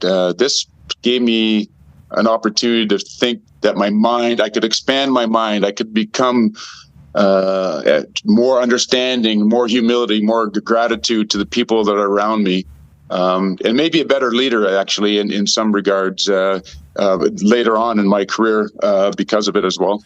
So what you guys do? Did you guys grind it up, put it in peanut butter? Did you put it on pizza? What's your peanut butter sandwiches? What'd you do? Well, if we want to get into granular level, no, we went out and actually picked them out of the field, took them home, and boiled some tea. Oh, tea. Okay, we did the tea. All right. Jeez. Wow. I thought it just went straight shit to mouth. Unbelievable. Those things do not taste great, obviously, but for some people, Well, the fact is, and of course, it wasn't measured, and obviously we overindulged, and so that was a whole other experience. Yeah. Yeah, just like the friend that makes you the weed brownies. How much is in this? It should be about 10 milligrams. Okay. Perfect. Oh, that was a 75-mile-an-hour fastball right there. Yeah. Oh, I'm in the couch. Okay, sweet. Thanks, bud. Now I got to relive my entire life. Go ahead, AJ. Hey, thank you for sharing that, Moose. No problem. Go ahead, AJ. I do appreciate that. Now, getting onto the ice now with the Rangers, I'm curious about overtime and why the Rangers have been successful in overtime. How does the game change, especially in the playoffs? And we know how much is on the line. What have the Rangers done, I guess, to when it matters the most? Like, these guys seem to step up. They do, and I think it starts in goal. I think they got so much confidence in their goaltender that they're not worried about making a mistake. And when they do make a mistake, he's there to cover it up. So I think it really does start in goal with Shesterkin, not only for in overtime, but for their overall game. The Rangers are a high-octane offense. They obviously have a tremendous power play. They're good off the rush. They got some dynamic players, and when you give them open ice, they can take advantage of it. Going into overtime, you can't be afraid of the moment. You can't play with fear of losing. You have to be on your toes. You got to be over your stick, as we say, and take the game to the opponent if possible. And I think the Rangers have some game breakers. You think about the guys that put up big numbers during the regular season, but what's incredible about the playoffs, and I say this all the time, is that anybody on the team at any moment can become a hero. And we're looking at a guy like Gaudreau this year that, as a Stanley Cup winner, character guy, does all the little things so well during the regular season, doesn't get a lot of notice from it. Because, he's not putting up big numbers. But I'll tell you what, you put that guy in the playoffs, his habits are unreal. Everything he does, he's always on the right side of the puck. You can play him in any situation. He's tough. He's character. He sticks up for his teammates. And sure enough, he coming to the playoffs now, he's got more goals in the playoffs already than he did all year. It just goes to show you what kind of player can be so effective in the playoffs. And, of course, last game, Wenberg scoring a big goal. They got a lot of guys that can get to the middle, and as we've seen, most of the goals that are scored are right in front of the net, and that's where those last games, the overtime goal was scored with a deflection in front. Yeah, but Moose, you guys got a C on a sweater who's chicken winging Jaws. Whoa. You got guys chicken winging Jaws, Moose. We got... I know he got fined $5,000, and Florida Panthers skipper said if we could pass around a hat to collect some money so that he can eat and feed his family after the $5,000 fine for this. It became a 4-minute, I believe, penalty here, and there's obviously a lot of different takes on this. This is just Trouba hockey. Like, this is just who he is. Even with the C on his chest, is there a difference? Like, do you view it differently, or what are your thoughts on this play and then his play as a whole for the New York Rangers? Well, he only got called for 2 minutes for elbowing on this play. The other infraction was I can't remember exactly what it was, but I think Jacob Trouba is a hard-nosed hockey player. He's a throwback from back in the 60s, 70s when the game was its toughest. He's a guy that when you're on the ice, you have to keep your head up. He's a punishing player. But more importantly than that, he's an incredible leader. And I don't know if you guys know Jacob or got to know Jacob at any time over your time on the air and all that, but very conscientious guy, very smart guy, got awarded the captaincy of the New York Rangers and took it to heart. He did a lot of reading. He did a lot of speaking to people in the leadership community. And, the Rangers have gone on to have an historic season this year. And it doesn't happen without great leadership, in my opinion. And, of course, he's got help in the leadership aspect. But someone has to take the charge and the leadership dressing room, and Jacob has done that, in my opinion. Now, I think he did get lucky in that play that he didn't make direct contact. Would they had, it would have been a different story. All this gets reviewed. The NHL reviews it. The people in Toronto review it. They deemed it was not a major penalty. We can debate all day long whether it was or wasn't. It was a dirty check. And if he would have made direct contact, my guess is it probably would have been a different outcome. But I would tell Jacob myself, don't stop playing the way you play.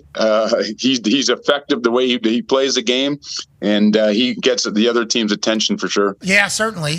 Remember, he was the one that swan dived into the boards. Yes, against Carolina. Yeah. Almost cut that guy's head off. Yeah, and I believe Moose came in and said, hey, don't change the way you know, if he hits there, different story. PK But too, yeah, PK said the same exact thing. It's kind of Jacob Trouba also the winner of the Mark Messier Leadership Award this year. There you go. Attaboy, Moose. There you go. Attaboy, Moose. You know, captainship, you got to do what you got to do. Now, let's talk about that game, though. Tone has a question for you about a stat. Yeah, Moose, every single game I've ever been to, all the crowd says is, you know, when shoot the puck, okay, puck's on net. The Panthers had 108 shot attempts in that game against the Rangers, who had 44. Is there a difference between pucks on net versus good pucks on net, and how do you kind of toe that line as far as when to shoot the puck? Well, that's a great question, and I saw Paul Maurice being interviewed this morning about that, and he said himself that he would have liked to have seen them hold the puck a little bit longer and create better openings. Sometimes it's very hard to get even a puck. You'd think it's easy to get a shot on net, but players are taught to get in shooting lanes, and I don't know how many shot blocks were total in the whole entire game, but I imagine that there's a lot of those shot attempts miss the net as well because the guys are in the lanes. But it's a different philosophy from team to team, to player to player. I know nowadays they like to get the goalie moving east to west, so they hang on to it and wait for that extra. Some teams wait for an extra or better opportunity to get the goalie out of position. Carolina was a high shot attempt team. They like to get a lot of rubber at the net. So it's really kind of gets down to a certain philosophy that you think of in the way you want to play the game. But I think, you know, that was a lot of shot attempts. If you watch the game, the Panthers dominated the Rangers for long periods, and that's why the shot attempts were so high. They locked or they hemmed the Rangers into their own zone for minutes at a time, and the Rangers, in my opinion, they got lucky to win that game. Shesterkin played the kind of game that you would want your goaltender to play at that particular time. And you're not going to play great every game for 2 months. You are going to have some games where you don't have your legs or you make mistakes. But when that happens, you want to have your goaltender bail you out, and he certainly did in Game 3. Yeah, he was stopping a lot of rubber, wasn't he? AJ, he was a lot of rubber on net. Too much, a lot of rubber on net. It's got to be good rubber on net, it sounds like. Well, yeah, I mean, some teams just like tossing a lot of rubber to the net. Some teams just like dumping rubber. Shoot it. It's a good move. They just dump rubber on the net, don't they? Oh, yeah, all the time. These teams dumping rubber. Have to. How about a guy who's really good with the rubber? You know what I mean? He almost burns up the ice with the rubber. Oh, yeah. Connor's got a question for you, Moose. Yeah, Moose, what's going on here in the Oilers-Panthers series? Do we think the Oilers are cooked, or is there always a chance? Stars. What's that? I think the Stars are a tremendous hockey team. They're probably one of the better teams that are playing in the National Hockey League throughout the playoffs so far. They got a lot of depth. They got a great blend of youth and experience and veteran guys, and they're getting a lot of mileage out of their young guys. And I think that, and then on top of that, they got a goaltender that's world class. And they're unbelievably well coached. They're so patient the way they play. They never get rattled in the game. We saw last night they get down 2-0 in the game, and they just kept playing their game methodically, start to take the game away from the Oilers. And they are a tremendous, tremendous team right now. They skate well, but I think most importantly, they got obviously some great young talent and some great veteran leadership with Jamie Benn and Joe Pavelski. But I think the way they play the game as a team, all three zones, the way they forecheck, they're very tight to the neutral zone. They got one of the most dynamic defensemen in Miro Heiskanen, an incredible skater. He's able to match the speed of Connor McDavid. at times on the ice with like no other defenseman can in the league, maybe Makar. So they got a lot of going for them. This is going to be a tough series for the Oilers. The Oilers are playing well in the first 3 games, but that was a tough one for them to lose last night when they got up 2-0 and then it lost the lead.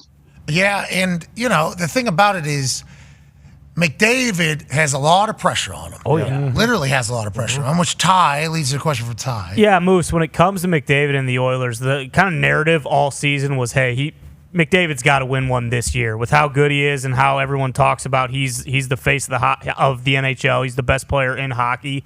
And with all that, kind of weight on his shoulders, do you agree with that narrative? Do you think this is their best chance to win this year? And also, is it one of those things where he might not take as much of the heat because in these games where they lose, it's pretty obvious that they don't have that kind of top-end goaltending that you do need to win a Stanley Cup? Well, there's no excuses in the end, and nobody really cares about the excuses of why you didn't win. Connor's going into his 9th year, I think, if I'm not mistaken. And I think every player, obviously, is going to be judged on whether they win a Stanley Cup. You look at the Super Bowl quarterbacks; they're in a different conversation than every other quarterback that plays that played in the league. They have the quarterbacks club because of it, and I think if you look at all the great players that have played the game and put up incredible numbers individually, statistically. The one thing that some of them never had the opportunity is to win a Stanley Cup, and I think for Connor. My guess is that he's at the point of his career now where nothing else matters. Unfortunately, in our sport, in most sports, especially in hockey, because the best player can only be on the ice less than almost maybe a little less than 40% of the time of the game. So they can't have as big an impact individually on the game as some other sports. So you're really at the mercy of the people around you. The dedication on and off the ice. Winning doesn't happen by accident. It's a way of life. It's a journey. It's a process to learn how to win, and you have to do it collectively as a team. One individual can't need to win and want to win, and then have 4 or 5 guys on the team that don't want it as much. Everybody on the team has to want it just as bad. And I think that to your point and to your question is this. I think. From my perspective, this is Edmonton's best chance since Connor's been there. He's surrounded with a little more depth than he has in the past. The defense is a little bit better, bigger, stronger than it has in the past. Right. And they're counting on Skinner to make the saves. And so far, there's 4 teams left. And out of 32, so they're doing something right, and they have an opportunity to go to the Stanley Cup Finals. And if they do, they're going to earn it against a very strong Dallas Stars team. No, there's 4 teams left, but only 1 team wins. Everybody else needs to blow it up. That's right. Start it over. I don't know if that's how hockey is, but it is every other sport. Moose, we appreciate the hell out of you for joining us, man. Always great talking to you guys. Thanks for having me on. Hey, that Game 7, right? We got a doc coming? Oh, yeah.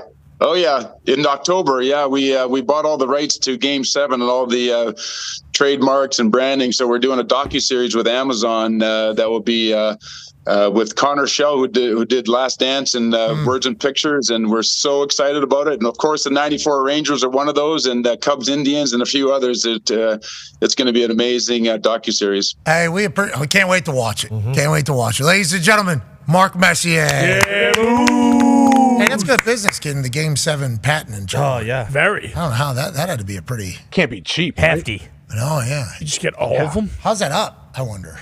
Yeah, how is that available? Well, Terrence Howard got his taken from him, right? His patents. Well, I think he released them. That's different. He did probably. No, I don't know. He released them for the good of the world. They were actually doing best of 5 series, and Terrence Howard was like, "There's going to be a 7 coming soon because there's no straight." And he said, "And then what is Game 5 then? If it's a 7 games, it's Game 7. So if we go from the 6th dimension, Game 7 is the new Game 5." In just a matter of time. Yeah. And then he was born. Okay. And then he was born. He was born? Yeah, you're right. He was making that decision in the womb. Yeah, when he was in the palace. Yeah. How about him saying that? Nuts. And I believe him. I don't know if that's crazy, but I believe him. I'm right there with you, Connor. So this is... Yeah, me too. You wouldn't lie. Sure. AJ? I think he believes it. He believes it. Absolutely. I think he believes it. Have you seen any physicists? So do I. That's his truth. Have any physicists come out and talked about his flower of life that he is? We got to pretend like we believe other bullshit people say every day. Every day. True. Good people Like say, what? oh, yeah, Mhm. sure. Uh-huh. I'll say this. I don't know if he's right, but I've yet to see, like a large community of people that would know come out and say, this guy's full of shit. Yeah. I have no idea. I feel like our algos have been attacked by Terrence Howard. Go ahead. You saw one? I'm just now recalling, allegedly Neil deGrasse Tyson reached out to Terrence Howard a little while back to have him on. And he said, hey, this is my gimmick? Yeah, to have him on his show. No, so he didn't said say this that. is gimmick infringement? He didn't say that. In response, Terrence Howard said, I would love to come on and actually talk about those fuel things that he was building that would get rid of cranes. And he also sent him... Oh, the drones. Yes, the drone thing. Bro, he had an 8-sided drone that had no pull. Like, no propulsion. So, like, we see like these UFO videos and they're able to move with no propulsion. There's no engine seemingly pushing it. It seemingly acts with no gravity. It's like the propeller thing that he put together, the drone. It's like, that would be how that would work. That would be how, and I was like, damn, okay, all of a sudden, and he's got 3D, like when HGTV does a house flip and they got a 3D. His company, is helping build it. But he sent Neil deGrasse Tyson something that was a 36-page report on why 1 × 1 actually equals 2. Okay. And Neil deGrasse Tyson basically responded like, all right, never mind. I don't want you to come. I don't want to talk. Oh, he was done with it? Yeah, Neil deGrasse Tyson was like, all right, I'm done. He said, I get we're supposed to question everything, but not everything. It has to be questions. Is that what Neil said? Yeah, that's what it felt like. Why did he land on cranes? Why was he just like, you know what? That's the building blocks of the world. We need to change everything that there is humanly possible known about cranes. I need to change it right now. These cranes, I'm sick and tired of seeing these cranes. What purpose did these cranes Well, maybe actually just serve? one day he was sitting on a bridge. Could have been. And he sees this crane come by, and I'm sick of them. Yeah. I can make this so much better, and I'm going to. You think about it. I saw an interview you did on a red carpet. Oh, yeah. Where you just talked about if you knew that everything that everybody's ever been taught about anything was wrong, and you were wasting your life acting for 30 years, how would you be able to sleep at night, pretty much? Yeah, exactly. the guy interviewing was just, good call. Just said a lot there. Sounds good. A lot of bold statements. I love a question. It was. Who are you wearing tonight? That was local news, yeah. He's been trying to tell us for years, though, man. Like he's been doing this for a long time, and I guess Rogan's the platform that finally kind of pushed it. Well, Terrence, start looking at sports. Like, how can we get a little tail on the puck again? Yeah, there you go. Not too big. Not too. I think, pigs get fed, hogs get slaughtered. The little tail on the puck. He has the patent. The patent probably ran out. He didn't pay the fees. That's what we just need. Maybe he has the long tail on the puck that they did. Could be. But we just need a little tail, just a tiny little tail against that bright white ice where people can maybe see where the hell the rubber is. Where is it? That could help some people. It could. Because, it's exciting. It's us. Goal. Okay, where was the puck? And then they do a replay, slow-mo. Whoa. There it was. That was pretty sweet. It's looking at the wrong spot. That touched 6 people's sticks. Saw the net move. Just a little tail. Not too big. Just a little He'll figure it out. He's got this. Let's talk about some things happening around the NFL. Tom Pelissero says that the NFLPA is proposing a change in the NFL schedule, basically saying we want a ramp up period before training camp as opposed to these OTAs and then these off-season conditioning programs that take place. And then there's like a month and a half off, and then you get right back into training camp full speed like a weekend. Something similar to this took place during COVID, and Aaron Rodgers came on our show during that and was like, I love it. That's the best my arm has ever felt. Because during the OTAs, you're throwing, and then you have a month and a half where you kind of take a break naturally, but you're getting your own workout in, and then you get dropped right into training camp, and okay, you got 3 weeks to get back into regular season form. With COVID, because they had to delay some shit and figure some shit out, they did an extended ramp up that basically seemingly makes sense scientifically for bodies. Now, there's a lot of ancillary shit that we have to talk about with this particular decision. D-Butt talked about this as soon as it was brought up. Young guys probably probably in a bad spot here because they don't get around OGs or team until right before training camp. That's certainly something that's going to get brought to the table. I hate this change that they're proposing at least. And like Aaron, obviously he's a guy that doesn't necessarily need OTAs, especially being with Green Bay for so long, knows the system inside and out, can pretty much teach the coaches the system. But for most players, and honestly a lot of these young coaches too, like this is the first time a lot of these young guys are around vets. You see how they go about meetings. You see them taking notes. You go through walkthroughs, installs. You have all these different things. And, like, time off is cool. And I feel like, the union, that's always kind of like a trade-off. Oh, we got more time off. But, like, if you're a player, like, you got a small window to, like, make your money, make your impact on the team, learn plays, and then apply them to the field. So, like, you mentioned it earlier, the main thing is the main thing. Like, football is the main thing. Like, what else are you prioritizing, even in the offseason? Like, your season over in January for half the league, early February, Valentine's Day pretty much for the champs. You got a couple months off, OTA starting, and you got that month and a half break where you could take another trip or do whatever and then come back into the training camp and be ready. Now I just feel like that longer time off, and now you're showing up a couple weeks before training camp, so now already long season will now be even longer. Like it's just I feel like a bad mix. I don't know why it's even been proposed, but people are always trying to figure out things I don't think necessarily need to be figured out. I was not a part of bingo. If it's not broke, you don't have to fix it all the time. But I think with that COVID thing, the way they did it, and AJ, you might know more than me because obviously you and Aaron were just hanging out like a week ago, and I assume you guys chat every single day. Was Aaron the norm with how everybody else felt going into season? Like, body felt better than ever, in best shape going into camp? And is that because some guys can't handle the away time to get themselves in shape for camp, so the OTAs are basically serving as like, hey, this is pretty much what you need to do to be in shape for camp? Do you think that's the case? Yeah, I'm not sure exactly how everybody feels, but I know when people have that extended period of time off and, the lockout situation, and we went to camp right like July 31st, August 1st, whenever it was, bam, we all just went straight to camp, no real ramp up. That was unbelievable. Everyone actually seemed to love that. When like D-Butt said, though, the younger player thing, I 100% agree. I remember I got drafted, and 4 days later, because Mike McCarthy, it was his first year, we had a full team veteran mini camp, not just a rookie camp. So I'm lined up trying to jam Donald Driver in the slot 15 yards downfield, and he's yelling at me, hey, it's in college. You can't do this. So I know, though, just from taking part in that, like, 2-day mini camp, being around the dudes, like all the guys, already made me 1,000 times more comfortable when I came back to work in OTAs with them. Maybe they'll do something. Yeah.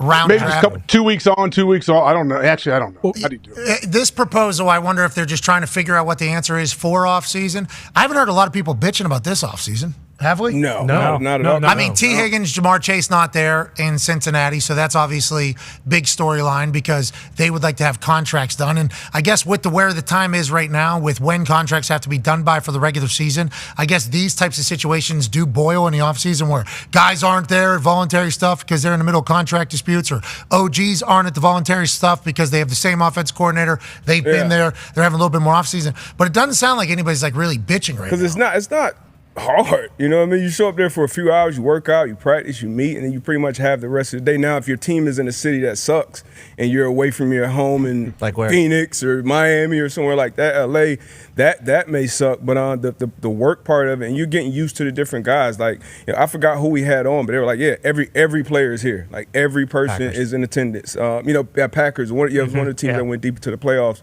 And, like, that's typically how it is. And if you have to miss, it's not a big deal. Like, hey, my daughter got a graduation, or my son got this, like, I won't be here for a couple of days. It's pretty cool, but I'm sure they'll figure it out and make it work. But with this longer season coming, which we all know it is, that would really, really suck to be, everything just rolls kind of into an 18-game season. Yeah, having 5 months off or 4.5 months off, and then like 6.5 or whatever it is straight would be an interesting guys handling their free time.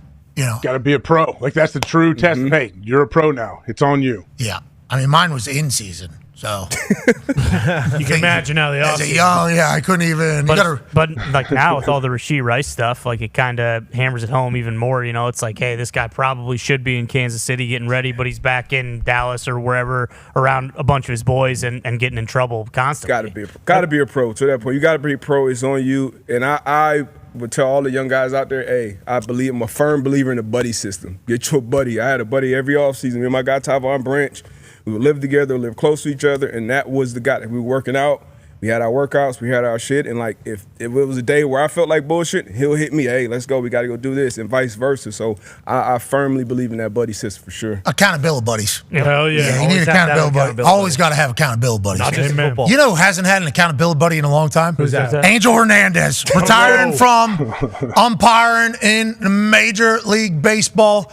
I guess he has umped his final game. We will never see him behind the plate ever again unless he's working for the Savannah Bananas. So, hell of a run for Angel Hernandez. I'll tell you what, not a single compliment was given to this man. Not one. Whenever his retirement was announced. And normally highlights will be given of people after they retire. And after Angel's announcement of his retirement, it was all lowlights. This guy called this a strike. He called this a strike. Look at this bullshit. Yep, called that one too. And then a lot of clips of players and managers and even wrestling Hall of Famers, Mongo McMichael, just saying this guy sucks at his job. It was a tough retirement announcement. I don't think it went how Angel Hernandez could have expected it to go, but baseball is going to miss him, I think, because certainly a topic of conversation whenever the game's getting boring is how ass this guy was at his job, Ty. Yeah, and luckily, there's been a couple other guys this year trying to pick up the slack. Been some pretty shitty umpires in the MLB, but I did forget, and it was kind of nice to see. He actually tried to sue the MLB. I can't remember how long ago it was because they weren't picking him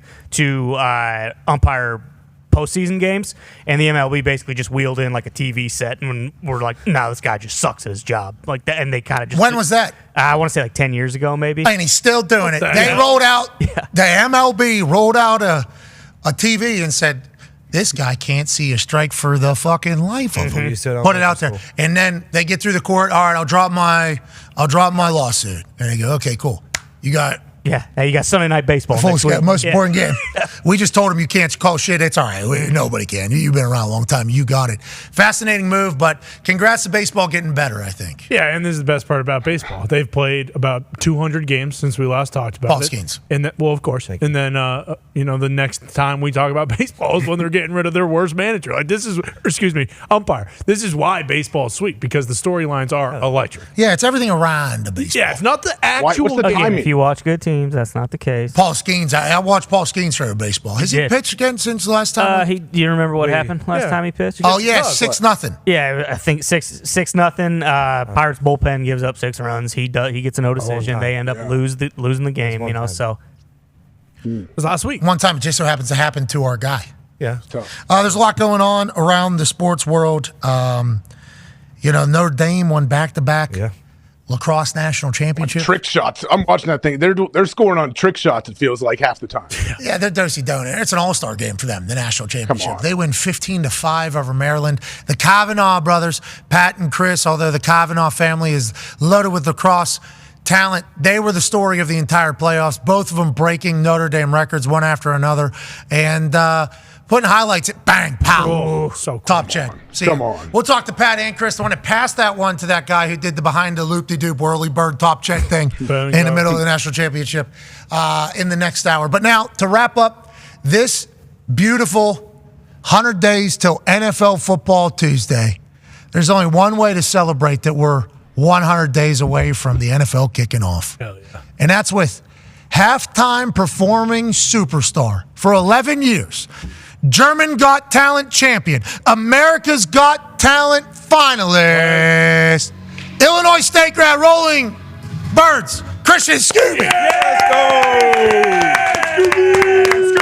Scooby. This is Christian here. Hell yeah. He's got 4. Whoa. I don't think I know what I signed up for. I didn't know this. Whoa. Is that a waiver? Someone spot him? Did we know what we... Yeah! That would be like Mike. Christian. That was awesome. I didn't know that was coming. Thought we saw a dead guy here at the Thunderdome. Where's Scoops? I do feel like we're in America's Got Talent. This is Christian. Yeah, this guy signed a waiver. I hope so. It was part of the contract. That's a... No, are we sure that's stable? He's not good. One arm. Are we sure that's stable? One arm. Holy shit. When you spot her? Well, he's got that sleeve on. I think that's his spotter. And a dog. Ponytails. Oh, switch hand! Whoa. No way. 100 days till NFL football. How we celebrate. Hey, make some noise! Oh! Back to the left.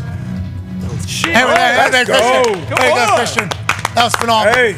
incredible core strength here. 100 days to NFL football. What do we got? We got Christian. Built this himself? Yeah. Yeah. Yep, absolutely. Yep. I heard him. We did not hear a word he said. No Make way. it in both. No I got way. it. Don't you think about doing what I'm thinking you're thinking about doing. No. Careful now. Don't you do that, Christian. Did he get Those are round balls, Christian. It's Tuesday, Christian. The one block's bigger than the other block, too. The one side's higher than the other side. I wonder if he's got a shoulder issue. Did he get those off the rack? Because those might not be inflated the same either. When I talked to Christian earlier, he was inflating the balls in the back. Okay, good. BYOB. I didn't know what the balls were going to be for. I thought we were shooting them. Instead, we're bouncing on one of them. Thought he was shooting it. Oh, wait, he's going to switch hands, right? No, he can't roll. No from way. one to the other. Yeah, Don't that's you what I even thought. Dunk it. Don't you even dare. Is this a Van Dam? Let's go. It is. Hell yeah. Hell yeah. Yeah. Hell yeah. Oh, Scooby! Scoop! Where did Scoop come from? Wow. He's in the box. Hi, Scoob. Hey. Pretty. I probably just said hello, Christian. Braun Breaker. Oh, we're throwing hoops? A Chihuahua? I believe it is a Chihuahua. Oh! Okay. Perfect game. Perfect game for Scoops. Way to go, Scoops. Yes. 100 days to NFL football. How you celebrating? Well, a Chihuahua's pitching a perfect game. Yes. Westminster show. Oh, my God. Scoops. No. You talented dog. Yeah, Scoob. Way to go, Scooby. You should do this with Chuck. Chuck would be pooping and peeing on. Look at Scoop. baby, Oh, Scoop. kisses. So Scoops was just in that box? Yeah. Chilling. Yeah. Oh, whoa. This is like the old lumberjack. The rolling logs on a lumberjack. This is awesome. Scooby's No on the way, ass no. of Christian. No way. Scoops. Careful. She's Scoop. going up onto the forces. Scoops. Scooby! To the sky! Elevator up! Yes! Scooby and Christian! Way to go! Like 10 stories in dog height.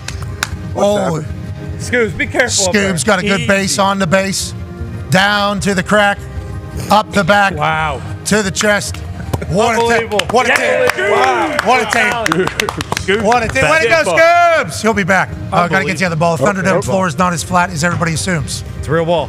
He's an actual basketball. Has to have a lot of air in it. He's just balancing on one hand. Scoobs, you want a ball? No way. No way. Scoob's got handles like Kyrie fucking Irving. Oh my God. Scoop. Stop it. Feet like No. Kelsey Ballerini. There's no way. No way. No way. No way. Scoop. No way. Skip.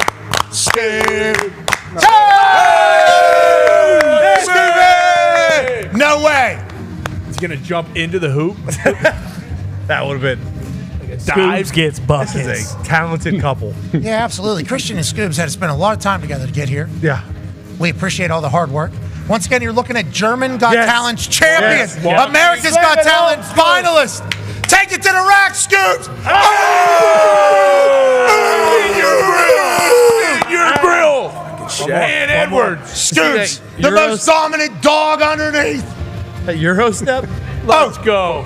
Get there. Safety.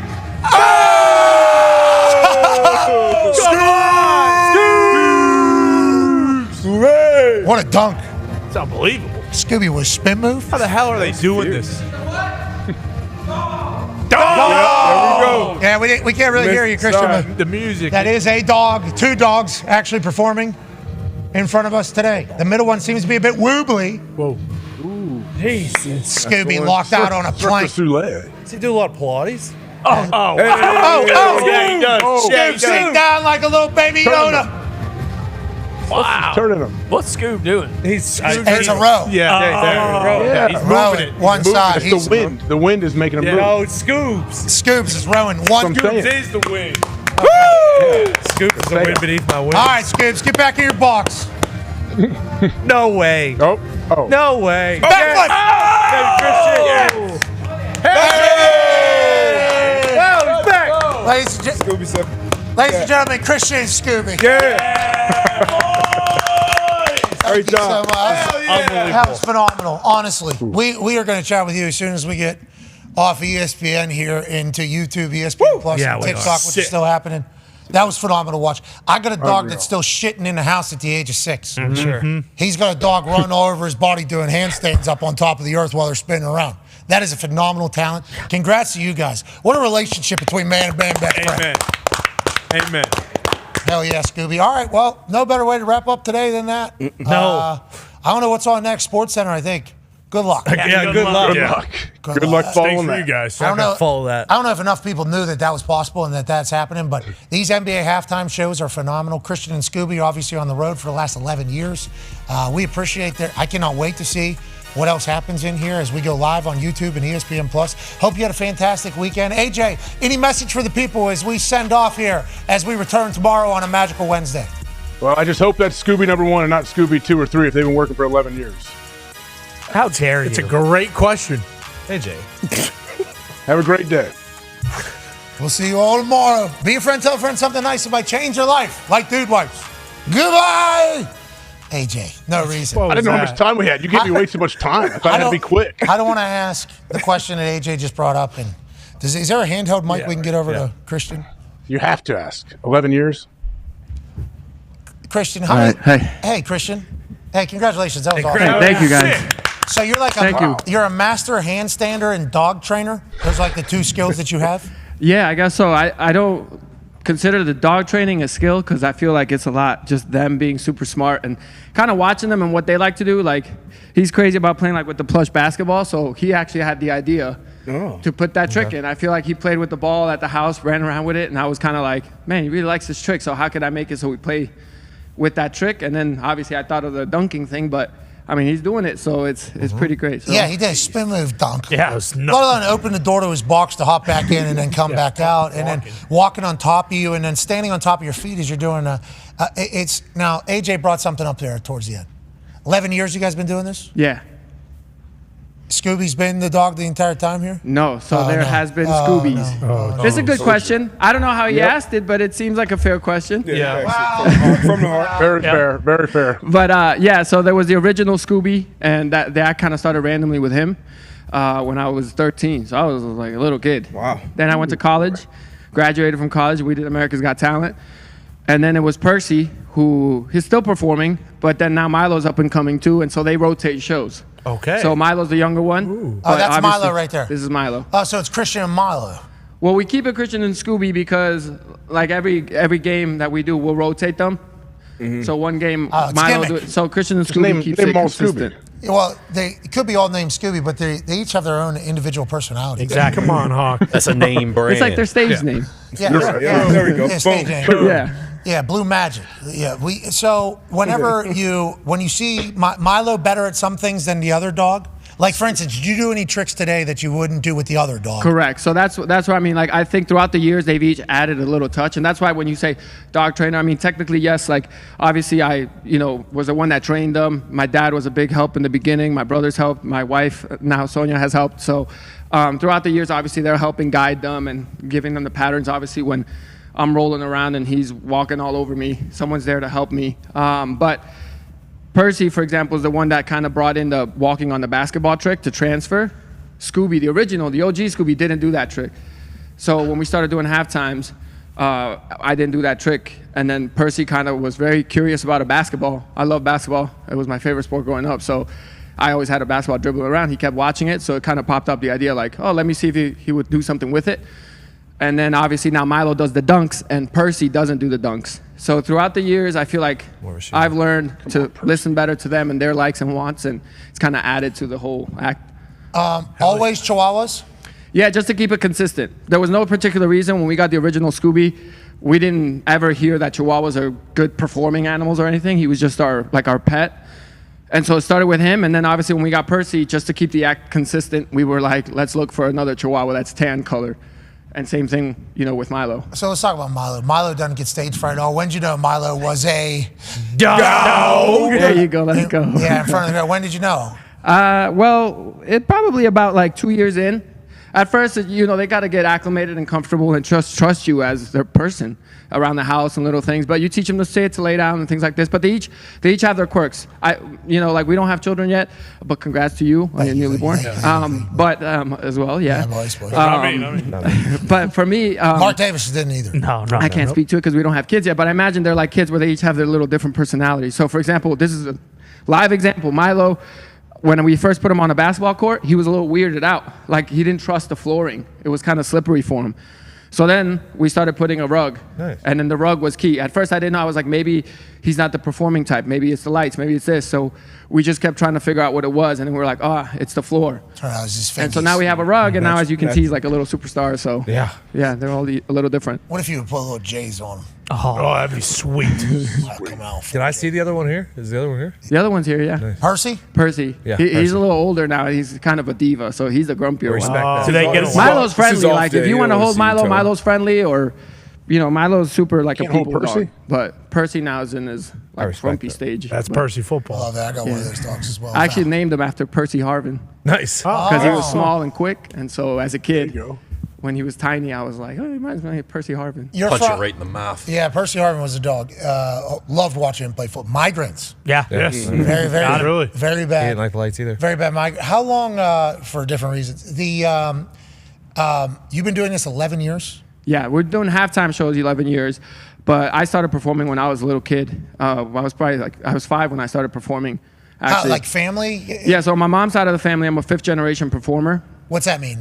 That means that my mom and 3 other people, like parents of grandparents. Yeah, circus though, like that. Yeah, type circus. Of stuff? Yeah, circus performer. So my family in Mexico had a circus for like 135 plus years. Damn. And so then, what are we doing? We're flying. We're doing trapeze. My parents did an aerial act together. And then we all kind of none of them did handstands. So when I was a kid and my dad was trying to teach me handstands, I was like, come on, man, you can't be mad I can't do it because you didn't do it. Like, I was kind of like, that was in your art. That was in your skill. But he obviously had a knowledge. He's giving you a gimmick, brother. Huh? He said, hey, here's a gimmick. We got a handstand gimmick that's going to make you.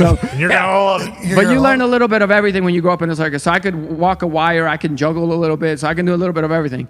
But then obviously, like the thing always goes, people run away to join the circus. I didn't actually run away, but then I kind of ran away from the circus and went to college. So I Illinois State Rollbirds. I went to Illinois State University, Rollbirds, and I got my degree in broadcast journalism. Okay. So, I watched Stuart Scott growing up, and I wanted to be on SportsCenter or, be a host or something like that. And yeah, man. And then obviously right after college, we did America's Got Talent and had a good run. And then I started doing halftime shows. And like I said, I grew up watching basketball, man. Like Mike was like my favorite movie as a kid. Yep. So at that point, it was just like, man, like this is rolling right now. Let's just keep it going and see what happens. And 11 years later, like you said, we're still doing halftime shows. We're at the Eastern Conference Finals last night. So it's crazy sometimes to think like that this is what I do. Yeah, dude, you're talking to us. Yeah. We think it's crazy we do, but congrats, man. Yeah, well, thank you. Not easy to get to this, no matter what. I just want to give a quick shout out to Red Panda because I know she was here last year, and she's awesome. And do you guys have a community group text? I wish. No, but actually, when I saw her on your show, I did ask a buddy of mine what her number was, and I reached out to her because it's people like her that have paved the way for people like me, and so we really respect that, and so it's pretty cool. And so, how about Quick Change? They're done. Yeah, I knew them, but actually, I guess is appropriate. But unfortunately, he passed during COVID. David did. So that's why that act hasn't been around. Okay, yeah, because nobody's been able to give me an answer. They were awesome. Yeah, they were super. I mean, they were top of the charts at their time too. They were up there. So, but Red Panda's so sweet. I met her once at a game. I did a court break and she did halftime or something like that. And we worked together and she was super sweet. And obviously she's done this for so long. So we can only wish to get to the amount of time that she's done it. So I don't want to ask this question to be disrespectful. No. Most circus type people that get into this, the halftime show and America's Got Talent and things like that. I watch America's Got Talent religiously. Yeah. At one point, a dream of mine was to end my career as being a judge for America's Got Talent. Hey, let's go. You just you take 60, 70 milligrams, and then you're just watching that just walk out onto a stage. You have no idea what's coming. And it's just like, what are your thoughts? Sweet. Unreal. It was like, good job. It's like Cirque du Soleil, but like so many different times. But a lot of it is like their whole entire lives almost dedicated to this particular act or just something like that. Is the halftime show very similar to that type of? Yeah, the halftime show obviously is harder to get into in the beginning. Obviously, if teams reach out and you get your opportunity, you try to make the most out of it. And, we've been lucky enough to have a lot of great people that bring us back throughout the years, and we're very thankful. But it is, with the performing thing, one of the things I will say, like being on a show like the Got Talents, is that it is really difficult for a variety act like us to kind of keep it going. So not to say that, look, singers have a lot of talent for sure. But if a singer is an opera singer, the next week they're not like, hey, why didn't you rap this week? And last week you did opera. That's their skill, and they sing a different song, and people respect it, that's their skill. But with us, obviously, if we do a different handstand trick, people might be like, oh, you did handstands last week. And so it kind of becomes like, man, but this is like, I don't think people sometimes, people may sing in the shower, but I don't know that people are doing handstands in their shower. Nobody. Handstands potentially a lost art. But that's something that people can't really relate to as much. So it takes like a whole year just to learn a regular handstand. And then to learn a one-arm handstand, that takes like another year plus. So how about on balls? That's easy. Yeah, much easier. Yeah. So things like that. Hey, you're a dog, Christian. Yeah, appreciate a dog. Hey, is there any other tricks that maybe you didn't do that we can maybe? Yeah, we can go into other sports. You guys want to see one more? Yes. Milo's got one more for you. Oh, right. encore. All right, here we go. Go, Milo. All right, let me get this prepared. Good job. Okay. All right, we need my wife to bring me the soccer goal. Okay. Whoa. Milo, you can hang out. He doesn't like the floor. Get off all my fingies. That was a cute dog. Milo can move. I mean, think about how talented Milo is. Oh, my God. So smart. There's never a time where Milo's like, you know what, stage too big. I saw someone tweet or... Hey, Airbud. Should Milo do a good All right, one? here we go. Yes. Oh, yeah. Oh, yeah. Come here, buddy. Good all job. right, what's going to happen here if you can get All right, so he's going to do his best Lionel Messi impersonation right here. Oh, I like that. He's a lefty? Messi? All right, so here we go, buddy. Put the little ropes right here. Okay. Good job. Come here. All right, you ready? You ready to go score a goal? Go, score. Go. Good boy. Yeah. Good job, buddy. Good job. Chuck can do that one. All right. Yeah. Chuck can do that one. I'm not saying that Chuck can do that one. Chuck scored a goal this morning. What? Okay. Yeah. Now, not on purpose, but nose hit ball. Ball went into goal. Goal was Mackenzie's. Ball was also Mackenzie's. But he scored a goal, and then he destroyed the ball. Sure. Yeah, that'll We happen. poop on it? That's parenting. That's how it goes. Try to eat it. Hey, that's good. Hey, Milo. Way to go, pal. Way to go, Milo. Yeah. Well, thank you. Hey, congratulations to you guys, man. Like I said, I've watched the show for a while, and I respect that you guys are yourselves on TV. I love that, man. It's awesome. Not It's awesome. everybody does. So thank you. We appreciate hearing that. Not everybody respects it. All right, let's get to a break. I can't wait to go pet Milo and say, hey, it's a good boy. Yeah. That's a good boy. One of the best boys. Great boy. Yeah. Right here. Percy, too. That's unbelievable. Percy, you think Percy will let you hold him? Leave Percy alone. He said I don't no. think I'm holding Percy's in the hot He tub. can come say hi to you, but you got to just let him be the one. Yeah, to he's the come one say what's asking the up. questions here. Bingo. I get it. Respect. His dome now. All right, we got the Kavanaugh boys fresh off back-to-back national championship win over Maryland in, where was the game? Philadelphia at the link. Nice. Yeah. Hell of a game. 15-5. Blowout. We'll see where they are. We'll also wrap up all the other stories that we haven't chatted about. Like, for instance, Mark Davis does not have a woman pregnant right now. Nope. I mean, there's one story that I've been Retraction. Nice retraction. Because you were in the building and I missed it. What? I mean, did Liv Morgan and Dom Mysterio have sex on the way back in last night? Like, what the hell happened? Kiss heard around the world. What the hell happened, man? That actually blew my mind. And then she sucked his face. That's what I'm saying. I saw Big old smooch. Yeah, that wasn't just a kiss. Lucky dog. Oh, Dom. Oh yeah. Yeah. A lot of people would say that. He was in a bad spot because he had fucked up again. Mm-hmm. And that's what this guy does. Yeah. Fucked up with his dad, his family, his life, his team, his group, his future. What? Like, that's what Dom does. He's a fuck up. Boom. And he once again blew it. And he was pouting, about his misery and his mess up. And Liv Morgan just eyeballs him. They've been potentially seen talking in the past. Oh. She sucked his face. He closed his eyes. Wow. He was in the moment. Up. He didn't have his eyes open, did he? He was trying to get her off, though. Nah, He got one on. He's got that busted arm. Oh. Rhea Ripley and he obviously have a mommy-dom relationship. Yeah. Rhea Ripley was injured by Liv Morgan Yeah. I don't like that. That's all the plan. from a cheap shot backstage. I miss mommy. Rhea has to give up the title. Now Liv's the champion. Now she's sucking face with Dawn. What's going on? The hell? Judgment Day's in shambles, brother. Disarray. Judgment disarray. Boom.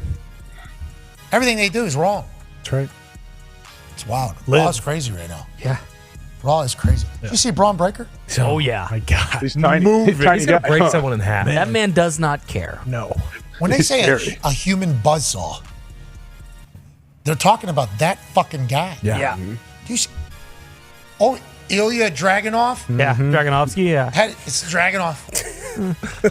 Has his arm like this, you know?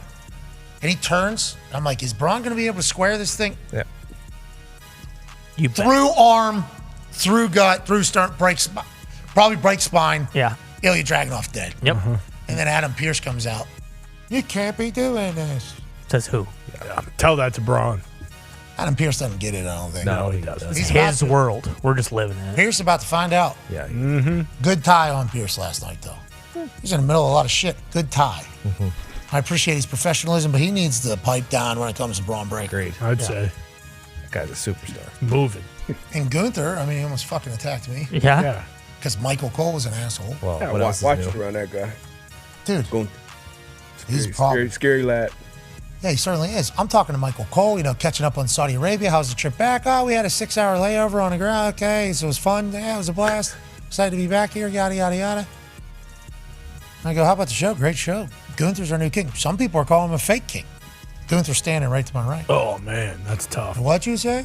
And then Michael Cole, obviously. He just called you a fake king, Gunther. I was like, I did not. That's not what happened. I was saying I was just talking. I was trying to catch up. Yeah. Just letting you know what the people are saying. Instead, I almost end up as a resident in Chop City. Nobody wants to live there. Nobody wants to live there. That city fucking sucks. I want Gunther's the mayor. Anyways, a lot happened last night in Savannah, Georgia. Savannah, Georgia has the third largest container port in the United States of America. Really? Third? Savannah, Georgia? Savannah, Georgia. Third largest container port in the United States. What does that mean? That means containers are coming and going, baby. Yeah. A lot of and then once you get into Savannah, it's known as a city of hospitality. Oh. Flourishing right now. They want to take care of you. It was to me. Beautiful bridge. Takes you right to South Carolina. Nice. Only about 140, 150 degrees. Okay. So a little cool. No humidity, right? Yeah, I think actually there's two options. You go no humidity in some places, and then you can go all humidity. And I think that's what Savannah was. I think it was somebody just set it to the all humidity. Yep. Crowd was live though. Crowd was good. It was a nice night in Savannah. Shout out to Desmond, my driver. That guy might be the fucking mayor. Shout out Des. Sounds like he should be. This guy's a tour guide. I did not expect to get as much information. Just driving you around? Driving me around. This guy, great moxie. Great moxie. Normally as soon as I get off the plane, especially when it's battling a little turbulence and I get bumped up out of a seat. Yeah. Because there was a storm coming at the time. Oh, yeah. Rough skies last night. I had some turbulence on my flight, too. Dude. Oh, yeah. I don't like skies. Real ones. Yeah. This is real one. Like Real up out bump. of seat. Bump. Hey, you should probably put that seatbelt on. I'm like, yeah, of course. I should put a seatbelt on. Get off. And then all of a sudden you're like leaving and say, holy shit, I should have put my seatbelt on. Floating. Yeah, I should have put my seatbelt on there. So I get down. I want to kiss the ground like I'm the Pope who. Boy, oh boy. Boy. Pope's doing interviews. Yeah. Same thing. Pope's like, what Harrison Bucker say? Hold on. I raise you. Yeah. Oh, way. He certainly did. Yeah. Oh, yeah. Anyways, I kiss the ground. When I get there, I'm sitting in the back of Desmond's car. We're in Savannah. It's 1,000 degrees. I'm sick. And all of a sudden, Desmond, welcome to Savannah. I'm like, thank you so much. Did you know? Starts telling me about Savannah. I'm like, I did not know. I was not prepared for this information. But he was so damn cool, I had to listen. Guy's been there a long time. Love Savannah. Need to come back 3-4 days. Okay. Oh, okay. Next time. Are we going on Friday? Or? You'll do that. We'll find a time to get back. We'll find a time. City of Hospitality, the food's phenomenal. Food's phenomenal. Oh, I bet. After Raw last night, Desmond actually wanted to get me to a restaurant so I could experience Savannah a little bit. Oh, okay. I was very thankful. Southern hospitality. So nice. Yeah. This is the nicest guy I've ever gotten into a car with. Great St. Patty's Day there, they say. Yeah, best in the country, they said. Yeah. Allegedly. Can't be better in Pittsburgh. Or Boston. No, it's too far south. They don't get it. But that might be why it is better. Nah, I mean, I believe Chicago dyes the river. Yeah, Chicago's got a big one. They're too far west. They don't get it either. If river is your big thing, come on. There's a sweet spot for St. Patty's Day. It's not west and it's not south. It's where all the Irish fucks are. Yeah, exactly. It's right over there. But Savannah, allegedly good. And after I drove through last night, March, maybe not like insufferable or insufferable True. when it comes to the weather. Good point. It is probably really nice, especially the city was beautiful. Good views. All right, let's get the fuck out of here. Hour 3 on the other side with the Kavanaugh boys. And I can't wait to see what we learn here from Christian and not Scooby, Milo. Yeah. And then even from Percy. Oh, jeez. Percy after Harvin, not All right. Jackson. Be a friend. Tell a friend something nice might change their life. What's up with this guy? Good question. I bet he's got a dump. 5. For you, did you know you would be good in front office? Did you know that this was going to be something you would succeed at? I didn't know I'd be good at it. I didn't even know I'd be doing it. It's an interesting story as to how I ended up here. I ask myself that often. Way back when I was a kid, I did love like the NFL draft. My dad used to pull me out of school. Out of half day, he'd come pick me up at lunch. We'd go watch the draft. So I loved that. Throughout my career, I'd piss my wife off by not only watching round 1 through 3, but then watching round 7. And I'm filling out sheets. And I think the thing that probably piqued my interest, I was living in Denver after I got done playing there. Had become friendly with Elway. We played some golf together and he looked out for me. We had the same high school coach. We went to Stanford, played football, baseball, same fraternity. That was like the poster on my wall. But Elway took the leap at the Broncos. And in his first year, he said, Johnny, you know, I'm keeping a lot of the scouts, but I don't know them. I love the way you think about football. Could you watch the safeties this year and write some reports? And so I did that for him. Remember, it was the year of like Mark Barron and Harrison Smith. And I took a lot of pride in I had no idea how scouts did things, but I just watched it like I would watch film, and I sat there at the computer and wrote some reports, and Elway was blown away with like the detail. If I'm going to do something, I'm going to do it right. The next year he says, that was awesome, Johnny, why don't you do the DBs? So I did the entire DBs. I added the corners. The next year he invites me in for their draft process. It was a lot of work. It was a lot of time. I went to Indy. I went to the combine with the Broncos that year. So that started piquing my interest. Long after that, there was a guy who ended up bidding for the Carolina Panthers, and he didn't get the team. Tepper got it, but there was another gentleman by the name of Ben Navarro, and I worked with his brother at Fox, and he one time asked if he could meet with me, and out of the blue asked me if I would run his team if he got the Panthers. And I said, really? Are you serious? And he asked me to kind of put together a vision statement for how I would run a team, and so I spent a couple weeks doing that. I met with him, and from that point forward, I kind of just said, if the right scenario ever came about, this might be something I want to do. I was missing like competition. I was missing scoreboard. I was missing the wins, the losses, all of that. Out of nowhere, something was keeping me up at night one year. I didn't even know what it was, and my wife said, something's on your mind. I know you when you're acting like this. You can't sleep. And I had done a bunch of Falcon games that year, and Kyle Shanahan was the offensive coordinator. It's the year they went to the Super Bowl against the Patriots, and I heard something like Kyle Shanahan's going to get this Niners job, and that's the one he wants. But somebody said he's struggling to find a GM he wants to work with, and so something was on my mind. I had done a bunch of Kyle's games that year, and I gave him a cold call, and I just said, hey, dude, I want to thank you for all the time you've given me all year in these production meetings. I heard something that you're struggling to find a GM. And he goes, I am, man, it's killing me. I think I am going to take that Niners job. And he goes, why are you asking? And I said, well, consider me. I don't even know if I do it, but just think about that and see what you think. And his first question, he's like, dude, why would you do that? You got a great job. You got a great life. Like, why would you even consider doing that? I said, you go play your games. He did. He called back and he said, man, I can't stop thinking about what you said to me. Would you do that? And I want you to come meet this dude named Jed. Well, that dude named Jed was our owner here, Jed York. Came and met Jed. We flew cross country to Atlanta. I was offered the job on that flight. We meet with Kyle and the whole thing's wrapped up. I hadn't even talked to my wife or family yet. It all moved kind of fast, and here we are 8 years later. So sorry for the long story. No. No. I'm hoping we get 3 or 4 more of those. That was phenomenal. Hey, thank you for blessing us with that information. And also, shout out to you being somebody taking initiative and being like, you know what? Yeah, this is something I want. And diving right in and being prepared and knowing that you're prepared. I had no idea what to expect whenever I came out here to Utah.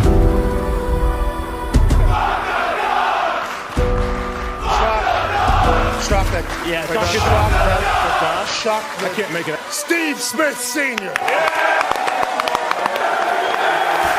Ladies and gentlemen, Pac-12 champion, head coach of the Utah Utes football team. Pulling in on a Harley-Davidson Sportster, I do believe. Coach Kyle Whittingham.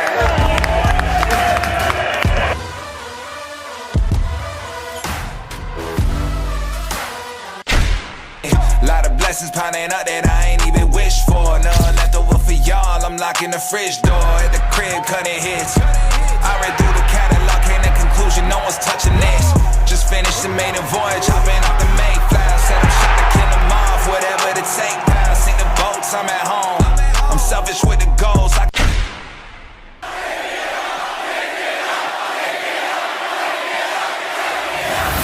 I mean, you got to do it.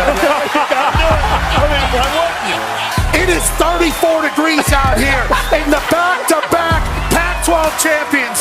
Mighty Utah student section has been here in abundance. They've been loud. In today's a day where they showcase to the world that it's not just Mormons and soaking in Utah. No.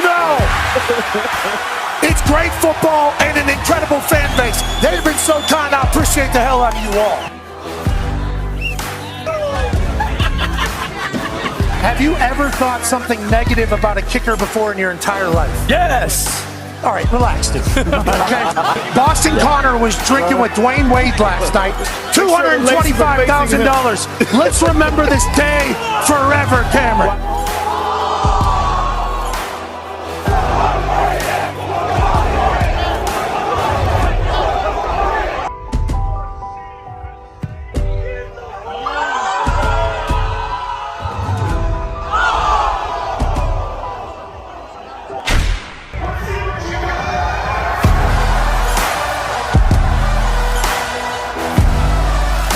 You know that 29 out of the last 30 home games that happens right here at the University of Utah, the Utah Utes win. Cam Rising said yesterday, we don't lose at home, and today, they ain't losing. This place is going to be soaking in celebration this evening. You guys were absolutely phenomenal. This morning, you showed everybody that this is a town you don't want to play.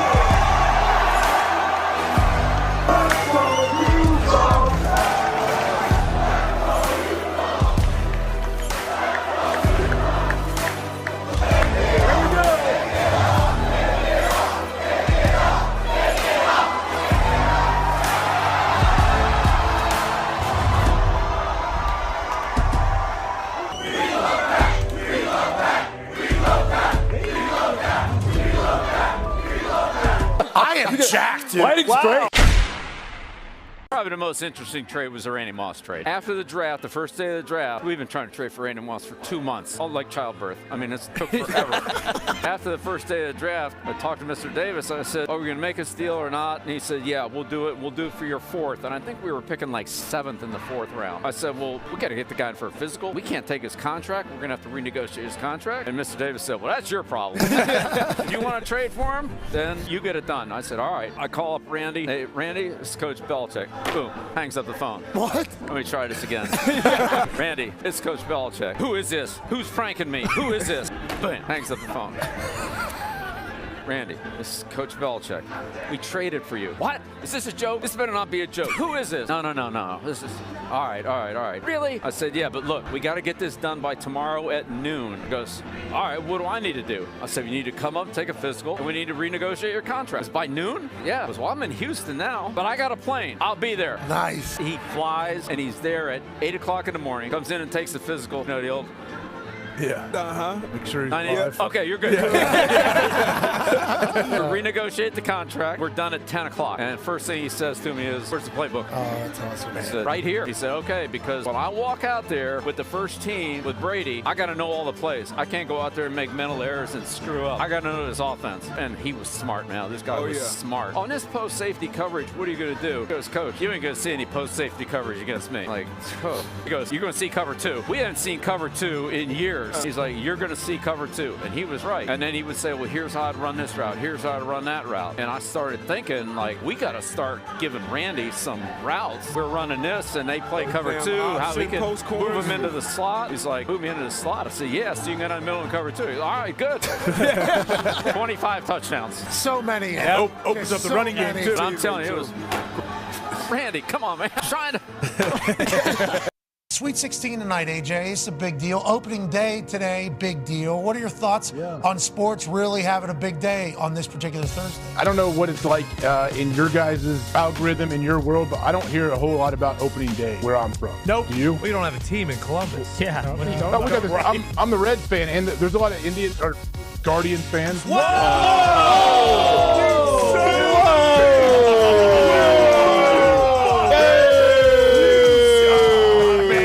Massage District pig. Bye-bye, pal. Get me off the screen with this thing. AJ. Hope you enjoyed your media career because it's over. God. That's it. By the way, let's check what the ump on third. He did. Yes, he did. You Did were I finish it? Yeah, you did. I don't know. Anyways, the Commanders of Cleveland. Yes, they are very good baseball players. People love them. Who's Skeen's playing for this year? He plays for the Indianapolis Indians. Whoa! That's their name. Okay. That's their name. That's the team name. That's the team name. Say that. That's still the team name. It's not his fault. That's their name. That's their name. It's never changed either. They have not changed it. Nope. Indianapolis will not change that one. They're not changing a lot. How about the Guardians? What else we got going on? How about the Cleveland Commanders? Cavs? Yeah. They're good. Commanders. What about The Commanders? What do they do? He's talking about the Cleveland Guardians. Guardians, bro. Guardians. Yeah, a piece of Kirk. Jeez, I still call them the Indians. Oh my God! These are the presidents. You sack of shit. These people in Ohio just won't learn. You pieces of shit. 2024. I still reference them as the Cleveland Indians. You got it. We got it. We get it. They're the Guardians. That's the name. The Guardians. And I also don't say the Ohio State University. I just say Ohio State. Oh, okay. Well, that's very noble of you. Right. Very noble. Yeah. They're going to have a different January 6th in Ohio this year. I can't believe this. Hey, What? let's go. This show stinks, and the fact that you listen, we are very, very thankful for. The all-time leading tackler for the Green Bay Packers, you pig! Damn it! Be a friend, tell a friend something nice could change their life. Sport! Hello, beautiful people, and welcome back to our humble abode, the Thunderdome. On this, there's 100 days till NFL football Tuesday, May 28th, 2024. Hour 3 of the program starts now. Hell yeah! Hell yeah, life is good. 100 days till the Baltimore Ravens and the Kansas City Chiefs kick off the NFL season that is going to be the greatest one of all time. That's AJ Hawk. There's a 9-year NFL vet, Darius J. Butler here. There's one half of the Hammer, Dahn, Cowboys, Tone Diggs here. And then there's a table that produced a song today that was released into the wild for the second time. The first time was obviously released on Reddit as they were recording it because that was sent to a live stream as opposed to a recording stream. So there was about 200 people that saw them recording this in the Hammer Dahn studio that ripped the video from like a week ago and put it on Reddit. And it may or may not have been when we found out, oh, that was going live. Okay, people could see that. And although it did garner a tiny bit of buzz, nobody could have predicted what you guys were going to put out today. Ladies and gentlemen, the Talks Table might win a damn Grammy. That's at Boston Connor and at Ty Schmidt. Good work today, boys. Oh, yeah. I can't take any credit. I cannot take any credit. I just simply sang backup vocals. Connor wrote the lyrics. Said, "Hey, we got to do this to Creed." So edited the video. The lyrics were a team effort. I sure maybe the bones, but we changed them as we were going through it. Like it wasn't your football team originally; it was my football team. But as we're doing it, it's like, hey, feels like we're talking to. Yeah, we're saying my, but it feels like it's your. You know what I'm saying? Because you're giving back. Yeah, it's your. The tone of the song was given. Exactly. Yeah. No, it was a team effort. It was awesome. The 100 days is just super fun, and it's something to look forward to in the offseason, especially now that the playoffs and these other two sports are kind of coming to an end here. Yeah, we still got games at night. Obviously, we got to remember that. Yeah, thank God. We got to enjoy that because that's taking place. But you guys, the amount of editing up into the final moments before release was a beautiful thing to watch. Way to go. Hell yeah. Reddit tried to get it, but they didn't know what was coming. No way. How about it? How about that happen? What? That? Oh, I don't want to talk about that. How about it? Yeah. Legitimately. What happened? Just the amount of, Boston Connor's a real, how we doing, keep it moving guy. This 100 days till NFL football is something that he thinks about. I've been hearing about it at least since 175. Oh, yeah. It starts at 200. You start kind of brainstorming at 200 because the 200 mark is 100 days to 100. This is like his, here we go. Yeah, exactly. This is like his pride and joy almost. This is his Milo. This is his Percy. Yeah, that's right. This is his entire thing. It was almost ruined, but instead, it was just teased for a bigger project, which was the actual video. You crushed it. Hell yeah. You guys crushed it. Hell yeah. Good seg. 100 Good days, thing. baby. A 100 lot of days. editing in that video. A lot of editing. Tough editing, too. Yeah, tracking editing. Oh, so much of it. And then captioning. Uh-huh. But you kind of get it. You kind of get into a rhythm with the tracking stuff. Like Yeah. it did. This one did not take nearly as long as the Rent video 2 years ago, and it was twice as long as far as time. All right, let's talk about some news that's happening around the world. Appreciate that. Good work. Good effort. Oh, yeah. And you're right. We do need to wake up at 100 days and celebrate. And I saw the NFL put out some teasers, and some other people did it. The man who counts down literally from the Super Bowl till the kickoff of the other season needs to have a big-time hundo celebration, and you certainly hit it out of the ballpark, both of you. The Talks Table maybe needs to hit back the booth again. I agree. Maybe put a whole album out. We'll see. We'll see. There's you know? room. Never- I heard you playing the mouth guitar, I think, in the middle. Bah! Yeah, Bano in it. That's more of just kind of an ode to Scott Stapp and the boys over at Creed. But yeah, you know, once that feeling kind of comes over you, you just run with it. Do you have any other guitar riffs that maybe we can drop into the next song? Please. I can't think of any off the top of my head, but yeah. Anything you oh, need. yeah, Oh, yeah, yeah. Doobie Brothers, China Girl, fucking bam, wham, bam, wham, bam, bam, bam, bam, wham, and you can just take that. Yeah, I mean, We need to get you one of those Life's Been Good to Me. Oh, yeah. Joe. The little thing that, you sing weird with the little tube. Wow. Like Frampton? Yeah. Like Peter Frampton? You need one of those. Yeah, absolutely. Also, not to get lost in the 100 days is it's only 88 days to college football. Oh, yeah, because also Dublin, huge. Florida State, Georgia Tech. Yep. Week 0 or whatever. Yeah. That was really some fuckery last year. Because trying to figure out what week we're on. Yeah, 'Cause week there was a 0 0, there was a half week, there was a 1 week. They just need to have week 1 be, Probably should. Be week 1. be week 1. Come on, college ball. Well, there's a lot of change going on over there. A lot of change going on in college ball. Too right now. much. What's going on in Colorado? Everything all right over Colorado? I don't think so. A lot of stuff coming out of Colorado. No. Noise. They did have a good. Was it kind of like a getaway? Yeah, leadership. Camp. Yeah, something They like play that. paintball, trust falls? I They like did a lot. Project Like they were on a They nice do. little getaway. Ducked off in They fight? nature. Fight each other? I No, didn't yeah, see just that. did they take hand-to-hand combat classes? Yeah. Oh, I didn't see that, but that would be good. Shiloh teaching it. He could. From what Apparently, allegedly. Allegedly, from what we learned. There's a lot of negative coming out of the Colorado A football whole team. lot of negative. Only negative. You know, it's really, I mean, the leadership thing looked good, looked great, looked like they got away, they did some fishing, did some talking, did that, which I like for team building things. But boy, everything comes out of there is pretty, I don't want to say pretty big distraction, but there's a lot of distractions coming out of the Colorado football program. I'm not saying they're the only ones. Obviously, in the modern college football, there's a lot of distractions every single day. Who's going to be on a team? Who wants more money? I mean, anytime you bring more money involved into anything, it's obviously going to cause chaos. But there's so much negativity seemingly coming out of that Colorado team. But that might be what they want. That might be where they thrive, AJ, you know, against the world. They got a Dakota week 1. Ooh. They got one of the Dakotas week 1. And I know there's a lot of people that are probably maybe new to college football that don't understand what that means. Matt Rule told us, who is a college football legend, obviously it didn't work out with the Carolina Panthers. He said, when I got to Nebraska, I told the AD, I don't want anything with the Dakota in it on our schedule. That's who Colorado's got week 1. Then they got Matt Rule's Nebraska week 2. Jeez. And it's like, welcome. Now we're right into it. It's like, if they don't win, it is going to be Have to. What's the over? It's the only way to quiet anything is to win. You win, everything gets quiet. It's gonna get so loud. Yeah. It is gonna get so loud. And all this stuff is just like almost ammo that's gonna get utilized later. But if they win, hey, that's a wagon up there in Colorado. Exactly. Sold out 2 years in a row. First That's time right. that's happened in forever. Huge up there in Colorado. Obviously good business, but everything that's coming out seemingly a distraction, negative. We'll see how the season goes though. Boys are gonna have to play. Boys are going to have to win games. Speaking of winning games, joining us now, ladies and gentlemen, are back-to-back national champions.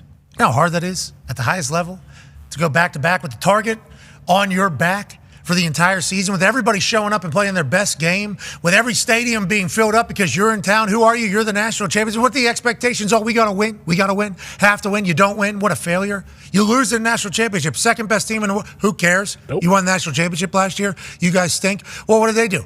Well, the Notre Dame lacrosse team wins the national championship last year. They make it to the national championship this year. They win by 10. Jeez. Records get broke by one particular family.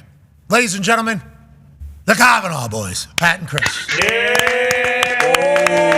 Pat, Sweet net, sweet hat. Chris! Okay, yeah, had a baby. Pedialyte. Had a baby. Proud of you. Yeah, Pedialyte. I like that. I don't know if we got IVs for the boys or not. How are we feeling? How are the Kavanaughs after going back-to-back? Obviously, life is good right now, huh, Chris? Yeah, we're feeling good with this big boy. That was good. Chris, I love that. Pat, you got drafted, obviously, to play in the PLL. Kavanaugh boys are living a high life, boys. It's a big net to cut. You got plenty of net to go around. Pat, how's it feel? How's it feel to go back to back? Obviously, high expectations going into the year. When you guys were at College Game Day with us, everybody thought Chris was maybe going to be a big dumb dipshit and miss all 3 of those targets. But instead, he hits them, and you guys go on to win the Natty. How's the year? Can you describe how you feel?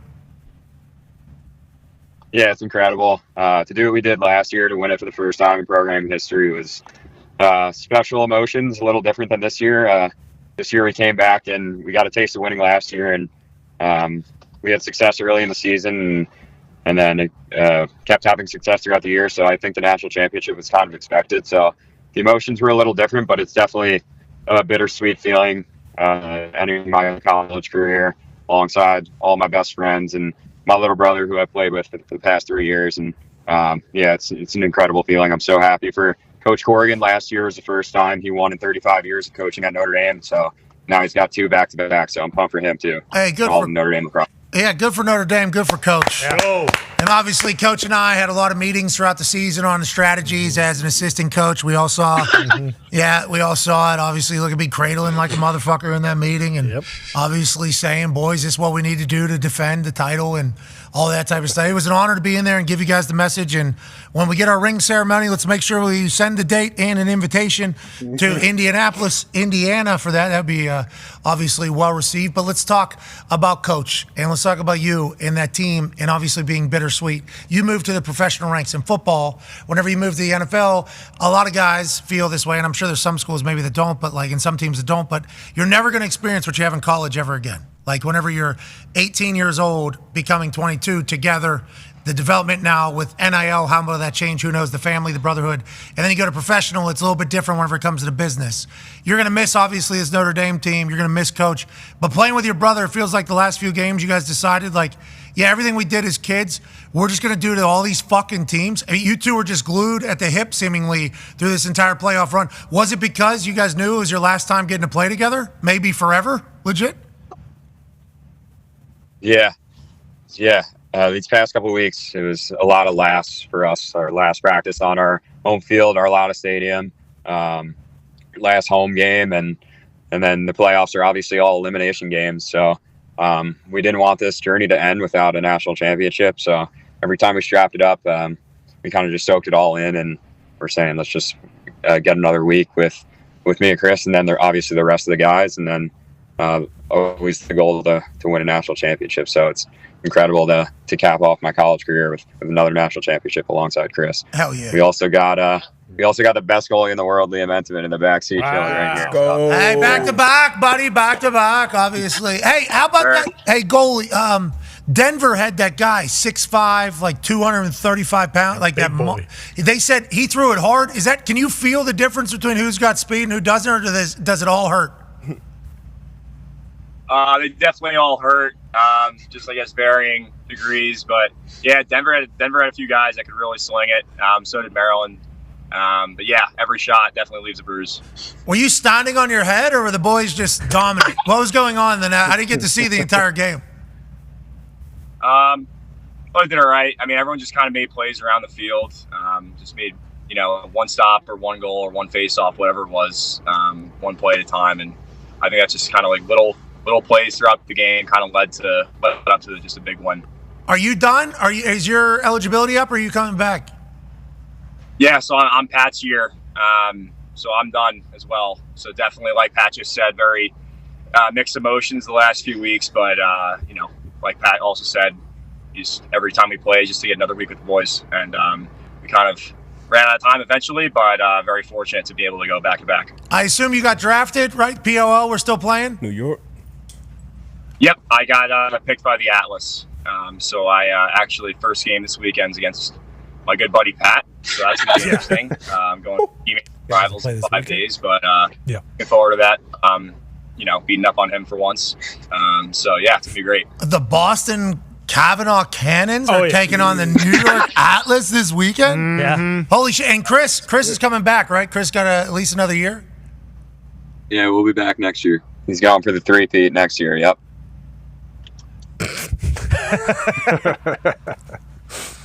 Man of few words.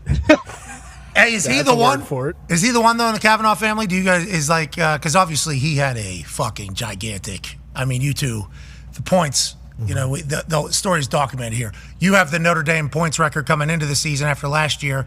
Then this year, you both break that record again. He ends up winning, but this was the year Chris kind of came into it. Do you feel that way about him? And is he the one in the Kavanaugh? Is Notre Dame in a good spot with a Kavanaugh left and Chris? Yeah. So ever since he was like 5 or 6 years old, he's always been looked at as kind of the prodigy of our family. He's the youngest. We were always kicking the shit out of him around the house whenever we were playing around outside together too. So we never took it lightly on him, and he's always been incredibly skilled and athletic since he was, as long as I can remember, like literally 4 or 5 years old. He's been an insane athlete. So yeah, he was a top 5 recruit, number 1 attackman coming out of high school.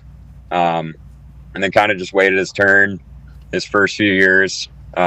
Just a very steady player, kind of a pure goal scorer. And then this year took another step and put it all together and had almost a 40-goal, 40-assist season, which is incredible against the schedule that we play. Number 1 strength of schedule in the country. So we're going against All-American defenders every single week, and to put up 80-plus points against our schedule is incredible. So I'm very proud of him, and he's such a stud. I chirped in our media session yesterday. There's this magazine Inside Lacrosse. They ranked him the 37th ranked player coming into college lacrosse, which was pretty pathetic, honestly. But so yeah, he had a good few games in the tournament. Incredible season. I'm really happy for him. Atta baby, Chris. Yeah. Way to go, Chris. And also, boys. Thank you. Hey, no problem. Last year you had what, 2 black eyes, I think, and then and you killed a guy, I think, last year too. Like you're a dog out there, Chris. Yeah, this year I wasn't that banged up, so I had my head on straight after the game. Hey, but this one, this was filled. I think we have the highlight here. I do believe. This is a little bit of a build-up, obviously, which I'm learning with lacrosse. I tried to watch. There's a lot of shit going on. Oh, yeah. There's a lot of stuff going on. Is all this a part of strategy or play, or are you guys waiting for them to fuck up here? Yeah, we're moving the ball through our set, and then Pat does what he does, always head up, and then I kind of just shoveled it at the net, and I was pretty damn proud when that happened. I really didn't know when until our fans went nuts, so it was pretty surreal feeling. Once it hit the net, you can hear the mic. It was pretty loud too on TV. So that set you're talking about, you're getting to that spot, and then Pat's getting to that spot. It's like everything's like, I don't want to say fucking around, but everything is trying to set up to get to a set. Is that what it is? Yeah. So we have probably like 4 or 5 different offensive sets that we go through each game. We really don't have like particular places that we go onto the field. We kind of like just move all around, but there's some sets that we're in these positions, and I mean, me and Pat have a good eye for each other, and he found me there. Yeah, not just there. In semi, I think you had 3 and 3, 5 assists, single game record. Yeah, you two are pretty good. I mean, pretty solid. 5 goals for Chris, 6 assists for Pat. Secured back-to-back national titles. That was in the semifinals, the Kavanaugh boys. Yeah. With the actual story. Con man, go ahead, Pat. Yeah, speaking of the Kavanaughs, Pat, Chris, how has your other brothers kind of helped? Obviously, Matt was the guy who started at Notre Dame. Brendan played at Hofstra. How has the whole family kind of helped you guys get to this point? And how do you think the next chapter will go with the Cannons and Chris obviously taking the lead? Yeah, I thank my older brothers and my sister as well for all of me and Chris's success. We looked up to them our entire lives. I couldn't imagine not living in a family with 5 other siblings. It's been so much fun, such a wild ride, and the opportunity to play with Matt is something I never thought was even possible. He's 8 years older than me, and he's going on his 8th or 9th season of pro lacrosse. So I thought he would for sure either be hanging him up by now, or I don't know, maybe done because of how banged up his body's been, how hard he plays. But he was my idol. Him and Patrick Kane were like my two biggest idols growing up, two athletes I admired, and the chance to play with him is pretty surreal, and it's going to be really weird stepping on the field with him this weekend potentially after playing 3 years with Chris. So yeah, Matt's my idol, and he's always been the guy I looked up to. And then Brendan played lacrosse at Hofstra, had a great career. He's an awesome brother as well, and my older brother Kevin played hockey too. So couldn't have better mentors to look up to, and yeah, very thankful for everything they've done for me and Chris. Yeah, sounds like a pretty athletic family, those Kavanaughs. You're either going to get into hockey or you're going to do finance. That's lacrosse. Yeah, that's right. That's lacrosse right. way of life for sure. And I can't wait for the Kavanaugh camps, that are going to happen and are already in setup to take place. Already setting them up to just become a money pipeline to the Kavanaugh family. Yep, just a pipeline of money. If we could figure out the logistics of that entire thing. Now, yeah, exactly, Chris. Yeah, bingo. Yeah, exactly. And Pat, incredible balance holding that phone that way. D-Bud has a question for you, Pat, about, I think you mentioned they're playing with Matt this weekend. Yeah, this is kind of Pat, I guess, and Liam. Quick turnaround. Obviously, it's Tuesday. You guys got forever until this weekend. Like, what's the process now? When do you get with your new team? When do you get with the Cannons? Are there any practice, any meetings? Your rotations line up, things like that. So what's next for you as you get into this weekend, starting the PLL? Yeah, I think we're gonna enjoy it today. We enjoyed it last night. Had a great time in Philly.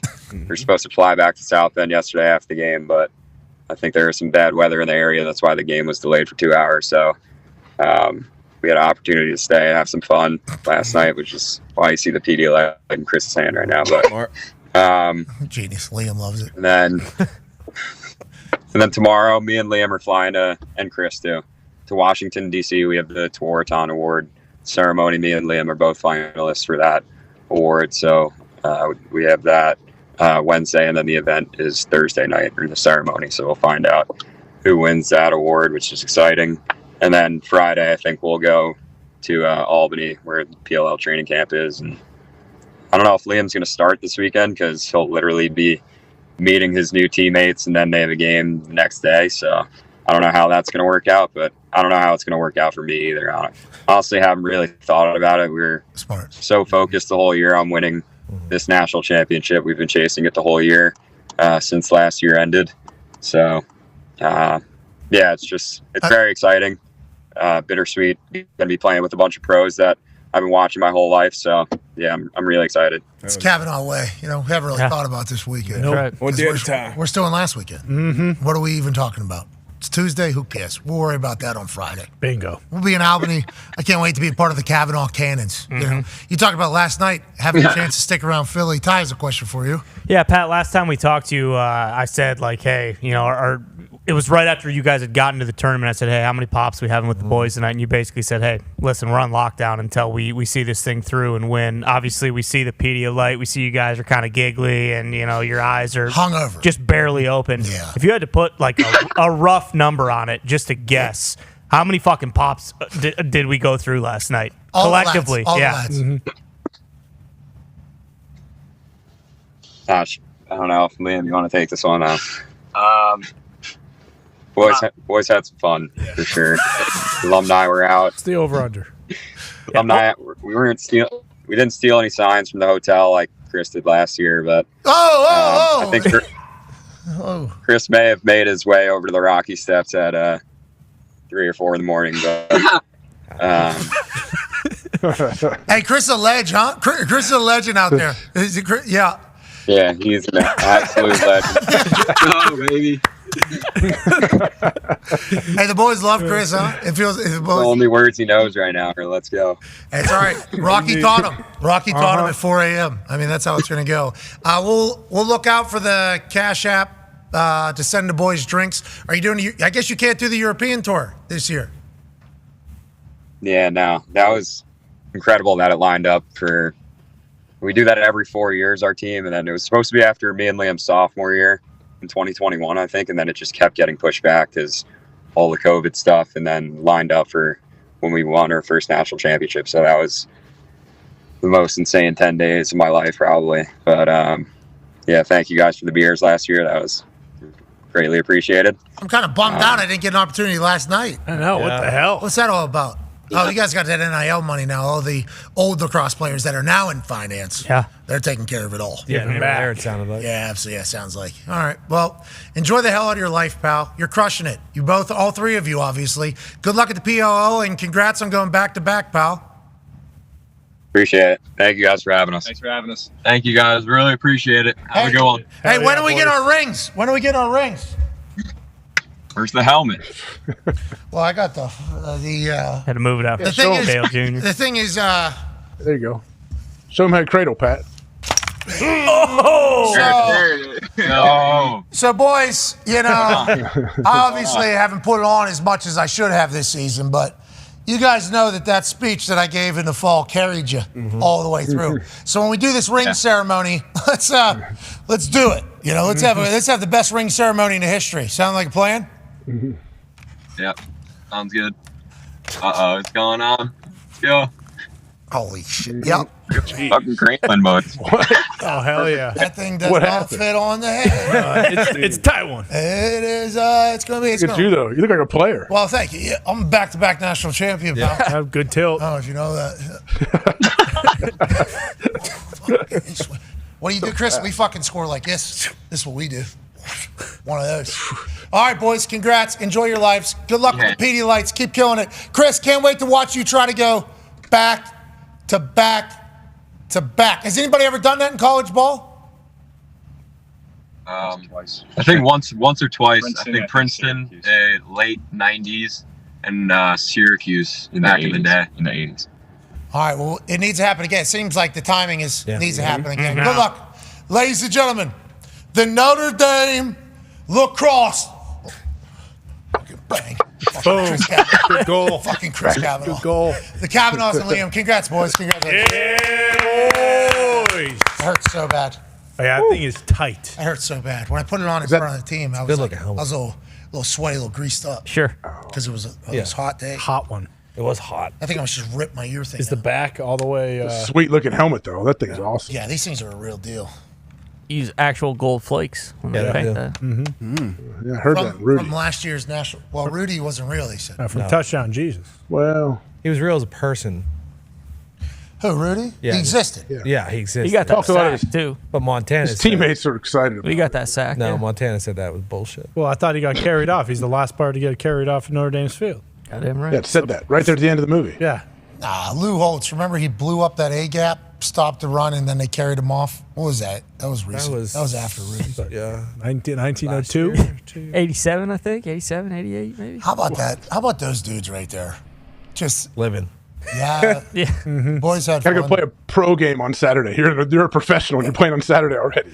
I haven't even really thought. Liam, I saw him just, I haven't even. I don't know if they're going to start me on Saturday. He could see ball, stop ball. I mean, I should ask better questions about the transition from college ball to professional ball, but I'm not sure the boys even know. No, I don't No, think faster. they were gonna. No way. I thought the W was quick.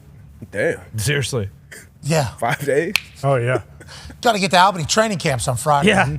We're in shape, I think. Most of the guys who already lost, they're already there. They got there, I think, on Sunday or Monday. Like the dudes from Duke and all In the those other- PLL, they go to like one city and they play all their games. Yes. Yeah. And then they go to one city and they play all the games there. So I actually do believe that this year is the first year where they're going back to cities. Like I believe the Cannons are again the Boston Cannons. I believe they're going to be there, and that's like their This home. is Rabel's league? Yes. Atlas I believe are his team, the New York Atlas. Okay, got it. I saw the Big Three sold a team in L.A. Really? Yeah. How does that work? Yeah, that's right? yeah. Who bought it? I don't know. Real money though. Real money. I saw like $10 million. That's like what Liv wants to do, right? You can buy a Liv team. Isn't that their plan? I think so. Yeah, some of the players already. I don't understand own, how like, it works. Teams and like academies and For stuff Liv? like that. Yeah. Well, Remember, golf- that's what Phil was talking. Kind of like how they do with soccer and like. Yeah, that was part of the grow the game mumbo jumbo. Mm-hmm. Yep. Mumbo jumbo. Yeah, jumbo. kind of. I mean, that's how they're growing the game with the academies and whatnot. Kind of sounded like mumbo jumbo, but it's I don't think I understand because if they come like for soccer, you come through the academy, you go to the pro team, or you get plucked and go to another pro team. Yeah. It's like for this one, they're coming through the academy, then they're going up to the golf ball whackers on the team, and then that's a guaranteed contract already. So it's just kind of like that's how it's going to go. I would assume once they go pro, I think they will get like some percentage as they continue to go up through it. But What if the PGA says we want to pluck them? Good question. I don't know. Yeah, no. I don't know the answer. I'm not a. That's why it's kind of mumbo journalist. jumbo. They don't know either. Not a journalist. It does TGA has feel no as if idea. it is mumbo jumbo. Might be mumbo jumbo. We don't know if it's mumbo jumbo. I mean, well, Sounds like it. If Feels it like sounds it like it and smells like it. Feels like it Certainly might- trending towards mumbo jumbo. It could be. It could have been. Could have been some mumbo jumbo, but we don't know. no. We don't know. That's the thing about mumbo jumbo. You never know. That's why we love it. That's why we love it. Like a lot of people were saying, Terrence Howard mumbo jumbo. Exactly. People are saying that. And then he started. And then he put these 8 drones together and was like, "Look at this shit." It go Yeah, everywhere. okay. I did that. Yep, got it. Holy fuck. Now I understand.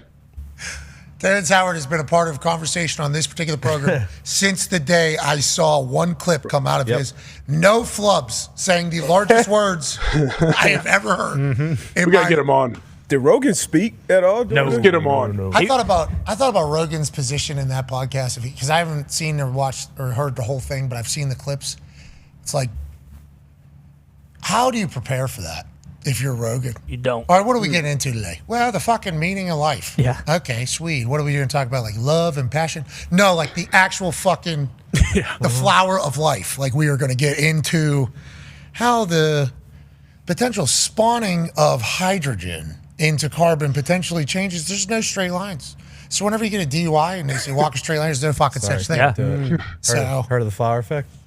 Joe wrote, wow. No, Rogan Couldn't thought even imagine. he did that. And he did, can we pull up the periodic table? Can we? How about the periodic table? We talked about it last week. That fucker had no idea what was coming. I haven't He's seen not that bodied. since like 8th grade. See ya. Again, Adam Copeland, Godspeed I know. on that. Oh boy. Jesus. What happened? Edge broke his leg. Requires Do surgery. that. Yeah. Bad guy. He came off top of a steel cage. Yeah, he did did it. a pencil drop off. Edge. We grew up watching. Adam Copeland, yes. Yeah. Edge jumped off the top of a cage No. this weekend. Yeah, he sees clearly. Swear to God. How This- old is he? Legend. I don't know. Gotta He be looks- 50 years old. He's absolutely Looks jacked. great. He looks great. Well, he did. I'll say he's 50 years old. So I'll say this about it. After WrestleMania match against Austin Theory, go back in locker room. I had a locker in there, male talent or whatever, So I go into locker room. Edge gives me a shot of whiskey. It says, congratulations on your first. It was like That's sick. it was a really cool moment. Yeah. So then, because obviously I watched Edge throughout his entire career, fan and everything. And then you see how jacked he is. And then he goes to AEW. He's wrestling every week. Oh yeah. At the age of, he's like wrestling like every week. I'm like, God damn, this guy's a machine, like an actual. Yeah. And then he goes to the top of. I'm watching this clip.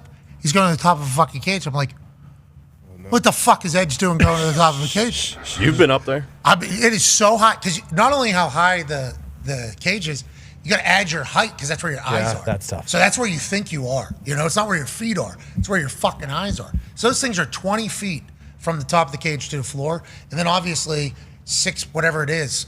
So 26 feet up in the air. Nuts. So when you look down, it's like, holy shit. This is so. I see him go up there and he goes down. Like, it didn't look like a. That didn't look like a good. And then he broke his leg. Was the move sweet at least? It would have been sweet. A guy on a table. He had a bit of a hallucinogenic trip. I think he was thinking, hey, I'm doing a pencil off a diving board into an Olympic swimming pool. Dude, when you see him come through the sky, you think to yourself, hey, I don't know how that's going to Yeah. For shoot. Immediately. Hey, Godspeed. Godspeed, Adam. Dog. Good dude. He was always good to me. I appreciate that. But boy. A scary moment. Yeah. That clip was very scary. Yeah. So you're saying on that day he did not see clearly? On that day. Well, the x-rays, they said, clear. Yeah. They knew exactly. It snaps. NHL tonight on ESPN, Rangers and Panthers. How do you feel about it? I feel great. No, you shouldn't. Feels like the Rangers probably win that one. I feel great. Tied up. No, Going back to New York. Panthers are getting back tonight. That big, bald dummy Jim Kelly at the WWE was all wah, wah, wah, the whole thing. He goes, how come you never say anything whenever Rangers win? Only whenever Rangers lose. Valid. I will congratulate him and Rangers fans if they win tonight. But if they lose, they're getting close to being one of the only teams to ever start a playoff series 7-0 and then not win the Stanley Cup. Now, I'm not saying they haven't got to that point yet, but you let the Cats get back into this and even this series. Oh, baby. Hold the phone. Can't do that. I mean, if the Panthers are worth their salt, they'll answer Trouba for what he did 2 nights ago, or 2 days ago, rather, is at 3 o'clock. You think at puck drop they're going to say, excuse me? Well, I don't know about that because they said no to Boston when they tried to do it at the puck drop, but I expect something throughout the game and maybe a Kachuk goal. But isn't it like a thing with the Rangers? We don't do that because aren't they one of like the worst fan bases in America? Really? Who says that? Whoa! I thought Nick said that one time on Hockey Talk. Who is it? Is it Bruce. just you judging Bruce? Kind of. That's half of it. Yeah, what the hell, man? Yeah. But, come on, Bruce. I feel like Nick said that one time too. Back me up here. Yeah, I mean, people notoriously love the Rangers fans. See, They are. I It's do typical New York fans, man. They're passionate. What do you want? They're passionate and also.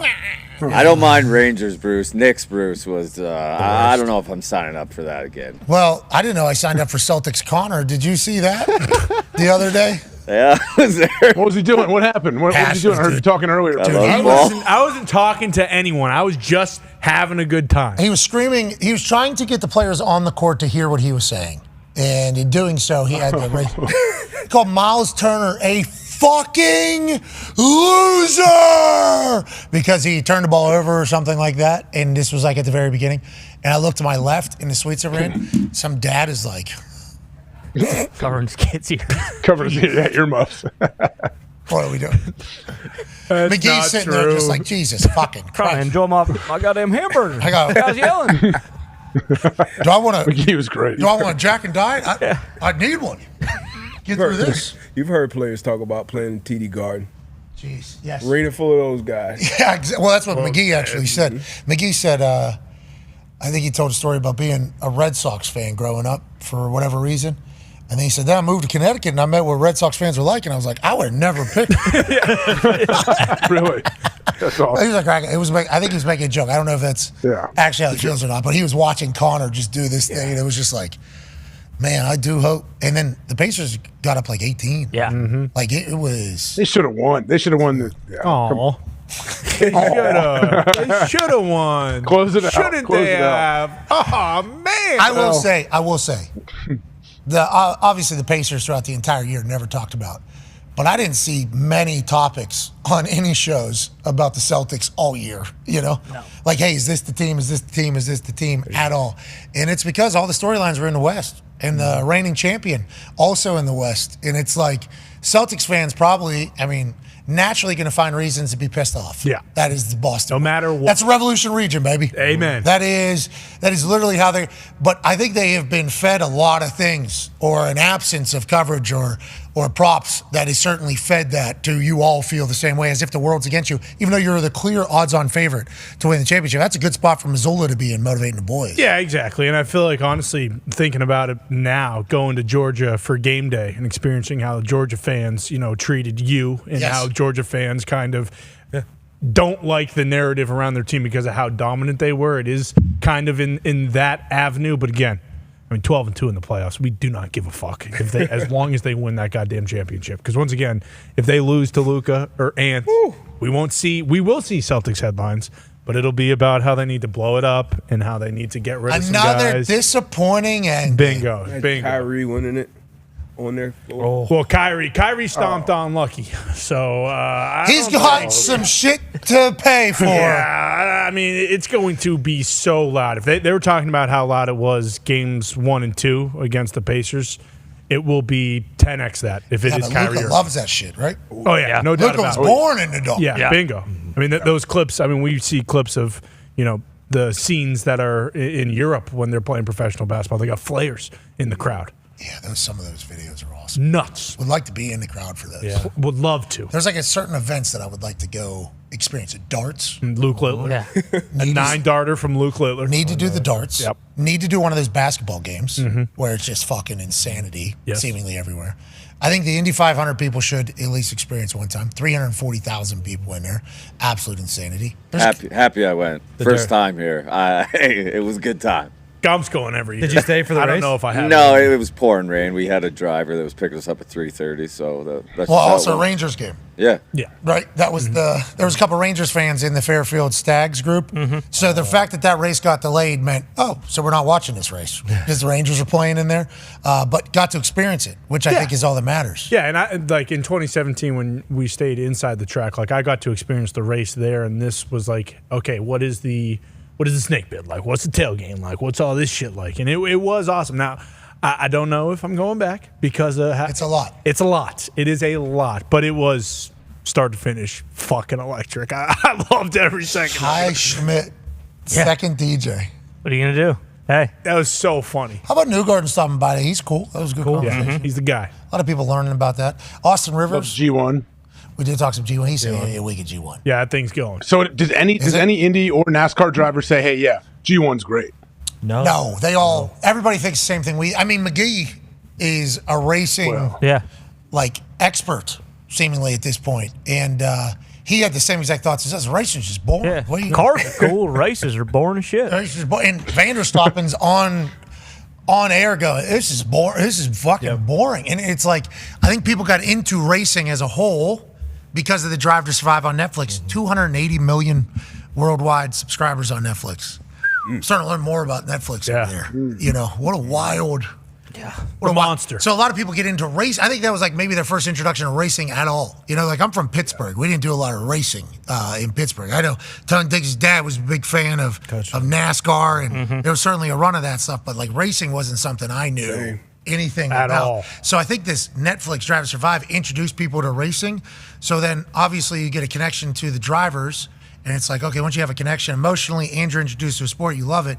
And that's why, like, Memorial Day weekend is like such a perfect thing because, like, look at what other options are at the racing buffet. And it's like IndyCar had the fucking best weekend. By far. They like By far. It's such a good race. Yeah. It's such a good race. And it's great for Indiana, you know, because Indiana's like the home to not only all these fucking teams, like all these teams are here, but like the league itself, I think, is based out of here. So it was a big weekend. You enjoyed the IndyCar race, the Indy 500. Oh, yeah, a whole lot. And I hope Andretti gets into F1. He's trying to get into it. And obviously, I think McGee talked about Liberty Media, American company owning F1, but you get more Americans on there, get another American team. I think Haas is an American team, got one American driver, Logan Sargent, Florida kid. So I think that'll help. And obviously, with the competitiveness, you got to have a different winner week in, week out. No, you just got to have a style of racing. Like, that's what There are certain races. Vegas was great as far as overtakes. You need some Brazil was ovals. always Ain't no great. ovals. I mean, look, that fucking chart of where the guys It's Monaco. I We know. talked about that last week. Last year. It sucked. Stop calling it the Super Bowl then. Fucking marketing it as, hey, this is this really cool place we go to where our race I don't own it.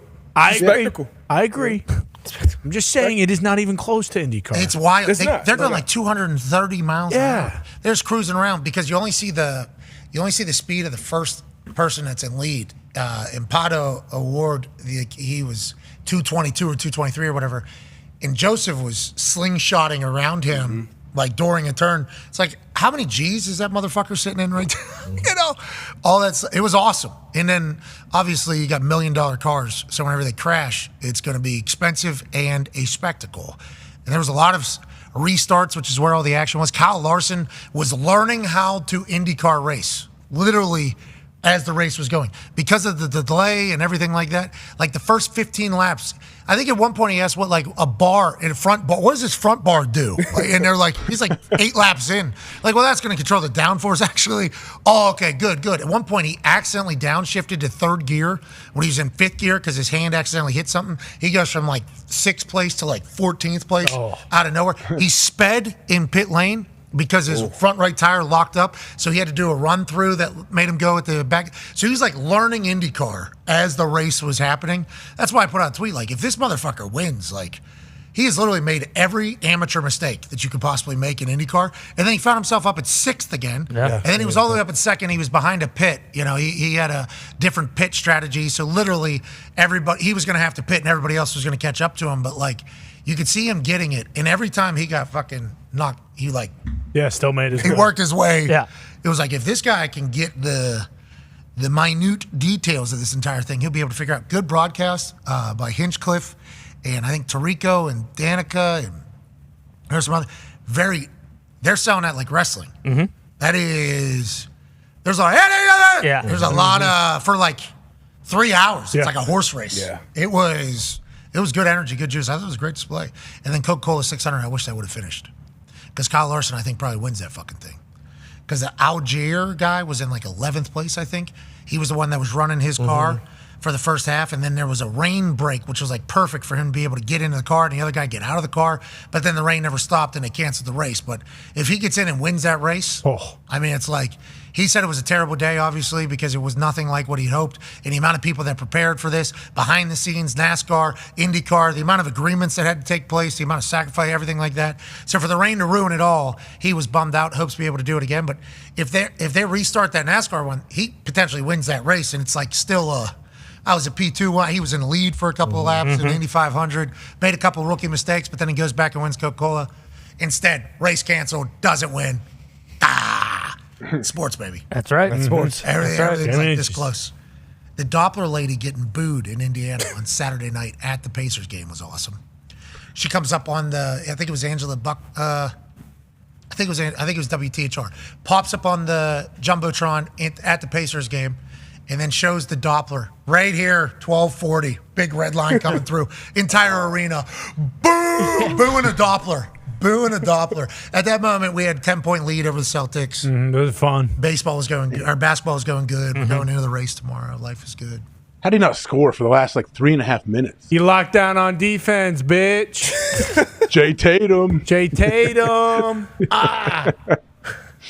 did. He was doing that, obviously, in the suite. Oh, gosh. A lot. I had a lot of step back, leg up, kicking. Bucket. When he had 36, 10, and 8. He was so loud, dude. He was so loud. And then there was a kid who was right in front of our suite, had a TJ McConnell jersey. So that just explains who he is. He's about 25 years old. Okay, TJ McConnell jersey. I don't know how many of those were out before this playoff series, but this guy loves the Pacers, dude. Yeah. This guy, pretty jocked, 26 years old, has a little bit of a mullet, has the TJ McConnell jersey on. It's like, this is a dog right here. So at some point here, Connor and this guy are going to fight each other. Nope. And they did not. Two civilized gentlemen cheering on their respective teams. One, obviously, spoiling the ears of a neighbor suite. The other, watching his team just fumble it away. Yep. That was a heartbreaker.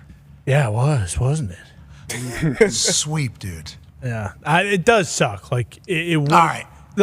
Hold on. Just like a game 6 and Halliburton to be there, like it would have been a much more. People weren't happy that Halliburton went to the race. I mean, yeah, not a good look. When you're hurt. Yeah. But I mean, it's a spectacle. It's the Indianapolis 500. He's one of the faces of Indiana. Yeah, exactly. He had a golf cart taking him around. It's not like he was walking. But It's like you do anything though. When you're hurt and fans of a team, they exactly. see that. Wait a minute. Fucking hammy, huh? Oh, so you're healthy enough to smile in front of these cars. Yeah, you can stand. Huh? Oh, interesting. Eastern Conference Finals not good enough for you to do the same smiling on court. Funny. You remember that guy who was hurt? Oh yeah, never forget it. He was in my meet room. I'd never been more embarrassed. That's why you need OTAs right there. You put 'em backflip? aside, yeah. He's fucking out of practice, and you're doing a rookie skit. You do a fucking backflip. Most explosive move of all time. This guy's out with a hamstring. He was done after. That was a fucking backflip. Just zero awareness, or what was the deal? Zero. So proud of himself for fucking landing it. Stuck the Never landing. thought like, hey, I'm not practicing. Right Everyone now. just You look never around. thought of that? Dude, stuck the landing. Like, we're talking like fucking boom, and then Yeah, and then and pose. And then, everybody's not fully aware probably of who the kid is. I don't think he was a draft pick, but DBs and receivers know. Like, okay, he's been in practice, he's been out, hurt, sideline, whatever. Now he's all right. Yeah, well, me and Vinatieri knew because Yep. we're sitting there just, this fucking guy. Oh, this is good. This guy can do all this circus shit. Can't do a practice. Can't do. Buddy, you're not gonna make this team. He got cut the next day. Yep. But he's telling his friends and family. Oh yeah. I got fucked. They cut me when I was hurt. For sure. He's also definitely saying you should have seen that fucking backflip. Same one Christian just hit right there. Dude. Same flip. Good backflip. It's impressive. Good flip. Yeah. Bro, he killed it. He killed that backflip. He jumped straight up. I used to be able to do a backflip. And it was not a good backflip. It was feet are off the ground, feet are getting back onto the ground as fast as possible. You know, like it's a, Yeah. you know, that's what's happening. Just need to get ass over tea kettle here, and we're putting feet. There are some people that do these backflips. They jump up in the air, then they do the backflip, and then they're coming back down like it's a video game. This guy fucking. Same thing. I'll tell you, he fucking straight up, like levitated, backflip, stuck it. It's like, holy fuck, this guy's a gymnast. Holy It's like shit. the people who can do the backflips with their legs straight. Oh, yeah. Those Yeah. things are that's one of the most impressive feats ever. So there's a halftime act that does that. Like the, I think it was in Memphis. I saw like the street gymnast going down Beale Street, where it was like 7 to 8 dudes all dressed the exact same, just fucking, just flip, back handspring, back Oh, flip, like a full on parkour almost, or what? No, fucking like, you know. Oh, they're not jumping off things. They were just lines or whatever. Yeah, they're tumbling. like, yeah, there's like Exactly, tumbling lines, yeah. but they would do like this massive backflip and then like right into a back handspring into this and do like a twist flip, and then they get to like one end and then it's like, all right. yeah. And then these fuckers are coming back. They're coming right back the other Dude, side. they get like 10 feet in the air, and I have no idea how. Me neither. It's like how do you do that on concrete? Elementary school, that was kind of like almost like a rite of passage. Like if you couldn't do a backflip, like, and then it was people obviously levels, but you see somebody go out and do one, and somebody goes does two handsprings. Not my elementary you're from school. a different I'm saying part of the Memphis. Ours was a I'm cartwheel. assuming these are all black guys. Yes. Yeah. So a lot that was same thing. So we used to have a DARE program. I'm sure you guys probably had something similar. Fuck yeah, brother. Yeah, Come like, on. That was Still part of for it. some reason. That Coolest was a part license of plate that. going around. Yeah. I actually just saw a video on Twitter popped up on my algo. It was like a gym. They maybe a game rained out or something. It was different teams and like cheerleaders, and just one girl, one guy would just get on the basketball court and just. It's insane. It's crazy. Yeah. Some of the. I How don't do know you do it the first time? How do you do the first backflip? You have somebody there to like rotate you, and you go on a pad or what? Nah, honestly, it's and I just had my daughter do a first backflip off into our pool, and just jump, just like you said, jump over kettle. Jump, you have to jump over your head backwards, and once you lose the fear of being upside down, landing on your head. Once you obviously I got to do be a able to gainer. jump. I can do a gainer off the diving board, where you jump forward and flip backwards. I can do that, but That's it a took shooting me star, yeah. If a couple hours. If you do a cartwheel first, a cartwheel into it kind of creates that momentum. And if you don't have to have a 40-inch vertical, you can jump 30 inch. You do a cartwheel into, I think it's called a roundhouse. Round off. Yeah, a roundoff. You do a Roundhouse. cartwheel into it, give you that momentum. That'll get you going. Yeah, AJ can for sure do it. Trampoline, absolutely. Trampoline, you do trampoline growing up? Somebody in your neighborhood had trampoline? Yeah, a couple buddies every once in a while, not much. Okay, so I had trampoline down the street at Kane Craig's house. And I'll tell you what, we had trampoline wrestling promotion there. And I was pretty good on there. And I wanted to be a professional wrestler.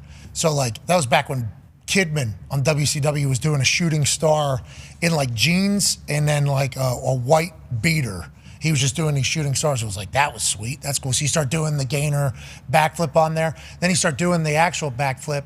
And then, like, when you get to the ground, the big fear is, like, can I not break my neck right now? That's the biggest issue. But if you put a pad down, it actually fucks you more because it's a higher landing spot. And if somebody's holding you, you don't really have confidence that you did it anyways. So you're not getting over the mental hurdle. You just kind of got to fucking go for it. Yeah, do it once, and then once you get it, once you're okay, I feel it. Now okay. Yeah. I don't think I'm gonna try. No, I'll probably pass. You should do one off the top rope. Oh boy, I tell you what, man. The older I get, the more fear I have of heights. So I don't think so. That's a sweet. Yeah, me too. That is a fun time flying through the sky when I do that backflip off the top rope thing. Yeah, it's not. I'll tell you, once you get over and you see the mat, it's a much better feeling. Yeah, I can imagine. I can imagine. You know? Yeah. Yeah, because there's a history of people, doing one of these and then just, nope, not going. Nope, we're not getting there. Uh-oh. That's not. I just started to take Dramamine when I got older. What, on heights and shit? No, I was flipping. Oh, doing flips. Yeah, I just started doing Dramamine. I'm like, I'm an old guy. I used to be able to do this all the time. Now we're old. You can still backflip, I assume, huh? Yeah, I haven't tried it in a while. Me neither. Yeah, I got faith in myself. I can definitely do still it. One time boozed up. I missed. do it right here. As I'm not doing this. Absolutely not. Can you run and kick off the wall and do a backflip? That's easy. Yeah, probably a brick wall. Probably pretty easy. That'll be easier than doing a regular backflip for sure. Yeah, get a little. But that backflip though. A little assistance. We'll get trampoline in here. We'll get trampoline in here. Right. One of like the small ones. We can all be dunking. Yeah, We'll turn this into a the slam angled ball one court. they use. Turn this into a slam ball court. Oh yeah. Yeah, the Meek Mill when he's at the Sixers video, he went off the trampoline. It was bad. It was real bad. It's exactly how you would imagine it to look. Yeah, I thought slam ball was coming back. it did. It did, and then no one watched it, so it went away. We were wrong on that. We were. We were. I was wrong on that completely. I think the way they did it, I don't think was the best way of going. They were having games at like 12:30 at night. It's like, well, what do you expect? Well, on yeah, the CW. Hard to get TV slot. Yeah. The rollout of it too. I think it was on ESPN. The rollout of We it. need to know. I didn't We think. need some celebrities. Don't you think they need some like Chad Ochocinco or some guys like that to get in there to get us Marshawn Lynch maybe, and then we'll start watching. Yeah, I think. Yeah, We need an Dan F1 Orlovsky. series. there's a lot. Yeah, Orlovsky needs to be in there. You put Orlovsky on a trampoline, I think people will watch. Yeah. You know, you have Dan Orlovsky just doing stuff. I mean, imagine his legs just. There's some, but yeah, let's call it Dan Orlovsky's. Him getting checked into the boards. Oh my God. Oh man, Slam ball was real. It was. So It fun. was. Yeah. Saw some ice boxing. Oh, that was in Russia? That was awesome. Okay, so What do you mean? Wait, wasn't good. Thank you for bringing that up. I don't know if we have the clip. It was all over the algo. In Russia, they got fighting happening on skates, like hockey fighting, but real. Oh yeah. So is it like so is it the same as MMA. Ice is wool? So it is not. it's Ice Wars. Bare knuckle on skates. As I was watching the clip, I'm like, oh, this is what Ice Wars was gonna be. Is that what it was? Oh yeah. trying to get to. But I think the Russians are doing it, and obviously when the Russians do something, there's no real. They'll have teams fighting each other with weapons in a cage on UFC, TV. yeah. Yeah, I mean joining us now is a guy who's never going to fight on ice, but maybe will be the next slam ball superstar, Dan Orlovsky. Oh, Stand no. up. It is Why'd stand you up. Dan, we're live on air. Why'd you Dan, do people this? are watching. It's a good shirt. Yeah, I don't care. Okay. Called me. What's up? The standard is the standard. That is a good shirt. Chobani. Oh no, Dan. That was. I mean, I think you just missed what happened too with his food. It's been tough. I mean, right now I don't want to. Steel cut You oatmeal. got that thing. You got that thing. Dan Are Pitt. you okay, Dan? Is everything all right? Or did we call you Fucking asshole. Chobani? Giovanni. All right, Dan. Hey, thank you for joining us, Dan. What's going on? I don't know, man. What's wrong? What's wrong? What's up, bub? Dan, Where's Bert? What's up? I was going to ask about slam ball, but there's no way you'd play that, right? Especially this. I'd be awesome at football. Okay, so This is the trampoline basketball? yeah, trampoline basketball. Would you play? Can you do a backflip or anything on trampolines? Or are you good on? It's tough right now. This is a hard time. I'm having a hard I time. could do back trampoline. Oh, and his connection. All right, Dan, we appreciate you, man. If we were to bring slam ball back, would you play? 100%. All right, that's good news. Yeah. All right, I'm pumped about it. Ladies and gentlemen, Dan Orlovsky. Yeah, Dan. What's up? What? Why'd you guys do that? Why did we pick up the phone for him and make him look like an asshole? Why do you look like that? I don't know. What was I supposed to do? I couldn't even look at him. I mean, I think that's Dan Orlovsky football, baby. He probably thought you were off. Probably thought we were off. Yeah. Okay. Maybe. Let's call him back. Let's call There's a little dribble from the yogurt. Chobani, I couldn't even look at him. Yeah, I there's missed a it. strand, There's some like a dribbles, long yeah. strand. Yeah. He knows we're live. He knew we're live. Oh yeah. Yeah. Sometimes. Is he always eating something? Dan, did you know we're live? You knew we were live this whole time? Yeah. Okay. All right. Dan, do you have a cell? Do you see your? Can you on the screen? I don't know what everybody else gets. You know what I mean? I don't know how. I don't know how it works. You can see us right now on the screen. Do you see the TV screen? I see you, I see me, and then I see AJ. Okay. All right. What, are you thinking because I have my hair? Dan, this is one of the most absurd fucking looking faces I've ever seen in my entire life right now. And Dude, first of all, it's 3:20 in the afternoon.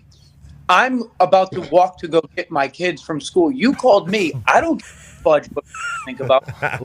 Oh man. Well, I strive to live that way more. So I apologize for even asking. Dan, you're incredibly handsome. No matter what, it's hard. If I really wanted to, watch. And make it at least probably better. Dude, wash your hair. Yeah. Oh, it looks good. Dan, you always. Hey, there he is. All right. There he is. It was him. There's the guy. It was him this whole time. I was wondering the whole time. I had no idea. All right, well, tell the kids we said hello. All right, brother? You got it, buddy. Hey, you see the Kavanaughs came on earlier? They had some pops. I saw the Kavanaughs came on. Dude, they're so good. So good. Yeah, so good. They made the game a little boring, if I'm being honest. The game wasn't that much fun to watch. 15-5. But they're so good. Not as good as you, buddy. You're the best. Ladies and gentlemen, Dan Orlovsky. Thank you, Dan. He knew he was live. Yeah, I believe I it. love that guy. Mm-hmm. Yeah. Let's get out of here. That was Calling back. Hey, that was startling, wasn't it? Yeah. First look. Drooling Chobani all over himself. It was almost as startling as learning that 70-year-old had a kid. That was startling. That was startling. I mean, turned out it wasn't true, right? Bingo. Okay. And it wouldn't even be a decade. Sorry, Joe. Sorry, Joey. We have, I guess we've done some journalism. Okay. Joey and Christine. Hayden Hopkins. Hayden Hopkins. Yep. So we have gotten the video here we go. from the snake pit of our show being used for the second DJ following Timmy Trumpet. This comes from Dan Butler, 33 on the talk. Spectacle. Not only is it the greatest place. What happened? Oh, yeah, the music starts. That's why. Oh. Yeah. This guy goes nuts. Okay, is Ty coming here soon? No, it's just his audio in the beginning there while you're talking and we pull up something on the show.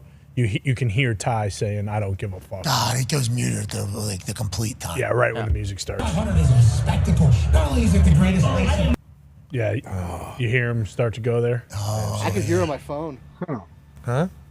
On the computer it didn't work. On my phone it It's a worked. hell of a setup. Yeah, Like a bigger stage now. Dude, it was nuts. They know the deal. Jumbotron. Yeah. Wow. Yeah, it's a big. It's a full on. Like you get Coachella and all that shit. Mm-hmm. Fire, smoke, the whole thing. It was crazy. Shout out my cousin Dan. Mr. Baller. Yeah. Here it is if you want to hear it. Dan Baller, 33. Let's run the video. Same time. Oh, jeez.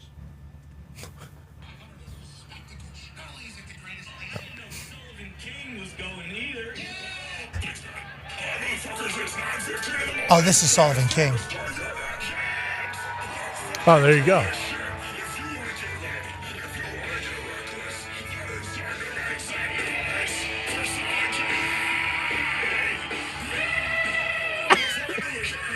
So you took a shot at Sullivan King, and he said, if you take a shot at the King, You best not miss. and he used it. Oh, he's Seeing got a the Wonder Bread gear on. Yeah. Fair play to Sullivan King. Absolutely. That's for Sullivan. Hold on. I haven't made one in 3 weeks. Let's take a day. Let's go back tomorrow. Okay. That's a lot. Everybody have an incredible afternoon. We'll be back tomorrow. Tomorrow, Concave SC roster reveal. Wow. Huge. We're about 8 days out from the soccer tournament down in Cary, North Carolina. Can't wait for you guys to see who's on the squad. Concave SC, the road to TST is presented by Dude Wipes. Yep. Mm-hmm. And we got sick uniforms, ripped nets, and some cardio that's certainly going to be called into question, but there's 20 people on the team. That's right. So Bingo. only need to play a couple minutes a game. I can't wait for that to get down there. And Cary, North Carolina, from all accounts that I've heard, beautiful town. Yeah. Beautiful town. Love that. Can't wait to get down there. Going to be hot, AJ. Going to be a hot one. Yeah, I think it's an awesome part. My parents had some friends that lived there, and a few times growing up, we went there. And it's sweet. I always talk about getting to North Carolina. I heard Cary is a beautiful town. Yeah. We've been actually talking to directly to the tech people from the city of Cary. Shout out to Eric. Okay, he's a Polish fella who lives down there in Cary. Ooh. He's taking care of it because this show that we're doing from down there is once again a full Zito production. Okay. Okay, so back in-house completely. Okay, now we'd obviously been very lucky and fortunate to have the remote ops team from ESPN do shows for us through College Game Day, and then obviously at Mania and Iowa and down at the draft and everything like that. What we've learned is that we could potentially do this and keep this in-house, and This is going to be the first attempt and first go at it, and boy, it has been a blast. Zito and Tim McAfee have been working their asses off. Go, boys. Yeah, all right. Great work, boys. A lot of work going into this truck. The truck's hitting the road again. That's right. Stage on wheels is showing up. Mm-hmm. And the internet, gig up, gig down is what we've been told. Okay. We're going to find out. Yes, we are. We're going to find out right away. We are going to find out. We're going to find off Eric's phone here. Immediately. Yeah, he's got some of the best internet in the country. That's what we've heard. That's what we've been told. And I'll tell you what, with everything that took place for us to become a Zito production again, this first one I hope goes well. It will. It will. But we're either going to win or we're going to learn, aren't we? I love that box truck. So many good memories in that box truck. There's memories for sure. So many near deaths in that box truck. Oh, man. It's back on the road. Yep. It's back on the road going to Cary, North Carolina next week. Should be a blast. We'll be live on ESPN. It's going to be fun. It's going to be exhilarating. And, you know, Concave SC, I think when people see the roster, they're going to say, wait a second. That team's trying to win this thing. Look out. We certainly are. Have I met a majority of the guys on our team? Absolutely not. Can't wait to get down there and build up camaraderie. Neither is Pat Cavanaugh. Pat Cavanaugh doesn't even know who his teammates are. Nope. Except for his brother. When does Messi get in town? I got to get Messi's not on the team. He turned us down. Sure? No. Breaking. Messi will not be on Concave. I thought he was up in the air still. Well, he was. I thought he was there for a second. Turns out it was maybe just a language barrier, but yeah, there must have been some miscommunication happening. Breaking news on this Tuesday, May 28th, 100 days away from NFL season kicking off. Messi will not be on Concave SC. Was it for a lack of effort? Fuck. Maybe next year. Serge Aguero's team, I heard? Or is he just not on any team? No, well, turns out he's not allowed to be on team because he's in MLS. Yeah, current player. They still playing? The MLS? Mm-hmm. Oh, yeah. Really? Oh, yeah. I saw Bayer Leverkusen won the whole fucking German Cup. German Cup, Didn't Bundesliga. Undefeated year. Bayer Perfect year. Leverkusen. Lost in the Europa League final, unfortunately. No, they won 51. They're unbeaten in 51 games across Europe. They were until the final, unfortunately. Well, Bayer Leverkusen did their thing. First team in the history of the Bundesliga to go 34 unbeaten matches throughout the league. Unbelievable. Who's their guy? Bayer. Oh, Kuzin's the guy. Xabi Alonso, great young coach. Oh, guten Tag to him, dude. Granit Xhaka, former Arsenal player. Xhaka? Yeah. I did hear rumors that Perlo was in United States. Oh, yeah? It's Pirlo. What about There it Buffon? is. What about Buffon? Gigi? Gigi? Perlo. AJ, are you playing on the team or no? No, you didn't make the roster. Gigi could play. He I retired. didn't make it. No, I'm supporting. All right. Anyways, roster reveal tomorrow. Big day tomorrow. Got a lot of shit happening tonight. NBA is on TNT. Timberwolves taking on Dallas. Dallas can put that whole series away and set up for the Boston Celtics and them to be the battle for the NBA championship. And then the NHL is on tonight. Rangers at Panthers, 8 p.m. on ESPN. Should be a blast. We can't wait to get back tomorrow. More NFL news happening, more world news happening, more sports news happening, and we're lucky enough to be doofuses in the middle of it all. We can't thank you enough for allowing us to do this for a living. You're the greatest people on earth. Some people say if you want to find an idiot, find a person who watches the Pat McAfee Show. Whoa. I didn't say that. Yeah, I'm excited to find this. Some puppet with a pen says that. But with that being said, you're the greatest humans on earth because we like to enjoy the hell out of this thing, and we all understand that sports are the thing that can bring the entire world together. Be a friend, tell a friend something nice. It might change their life. We're in this thing together. Team on me. Team on three. 1, 2, 3, team. Goodbye.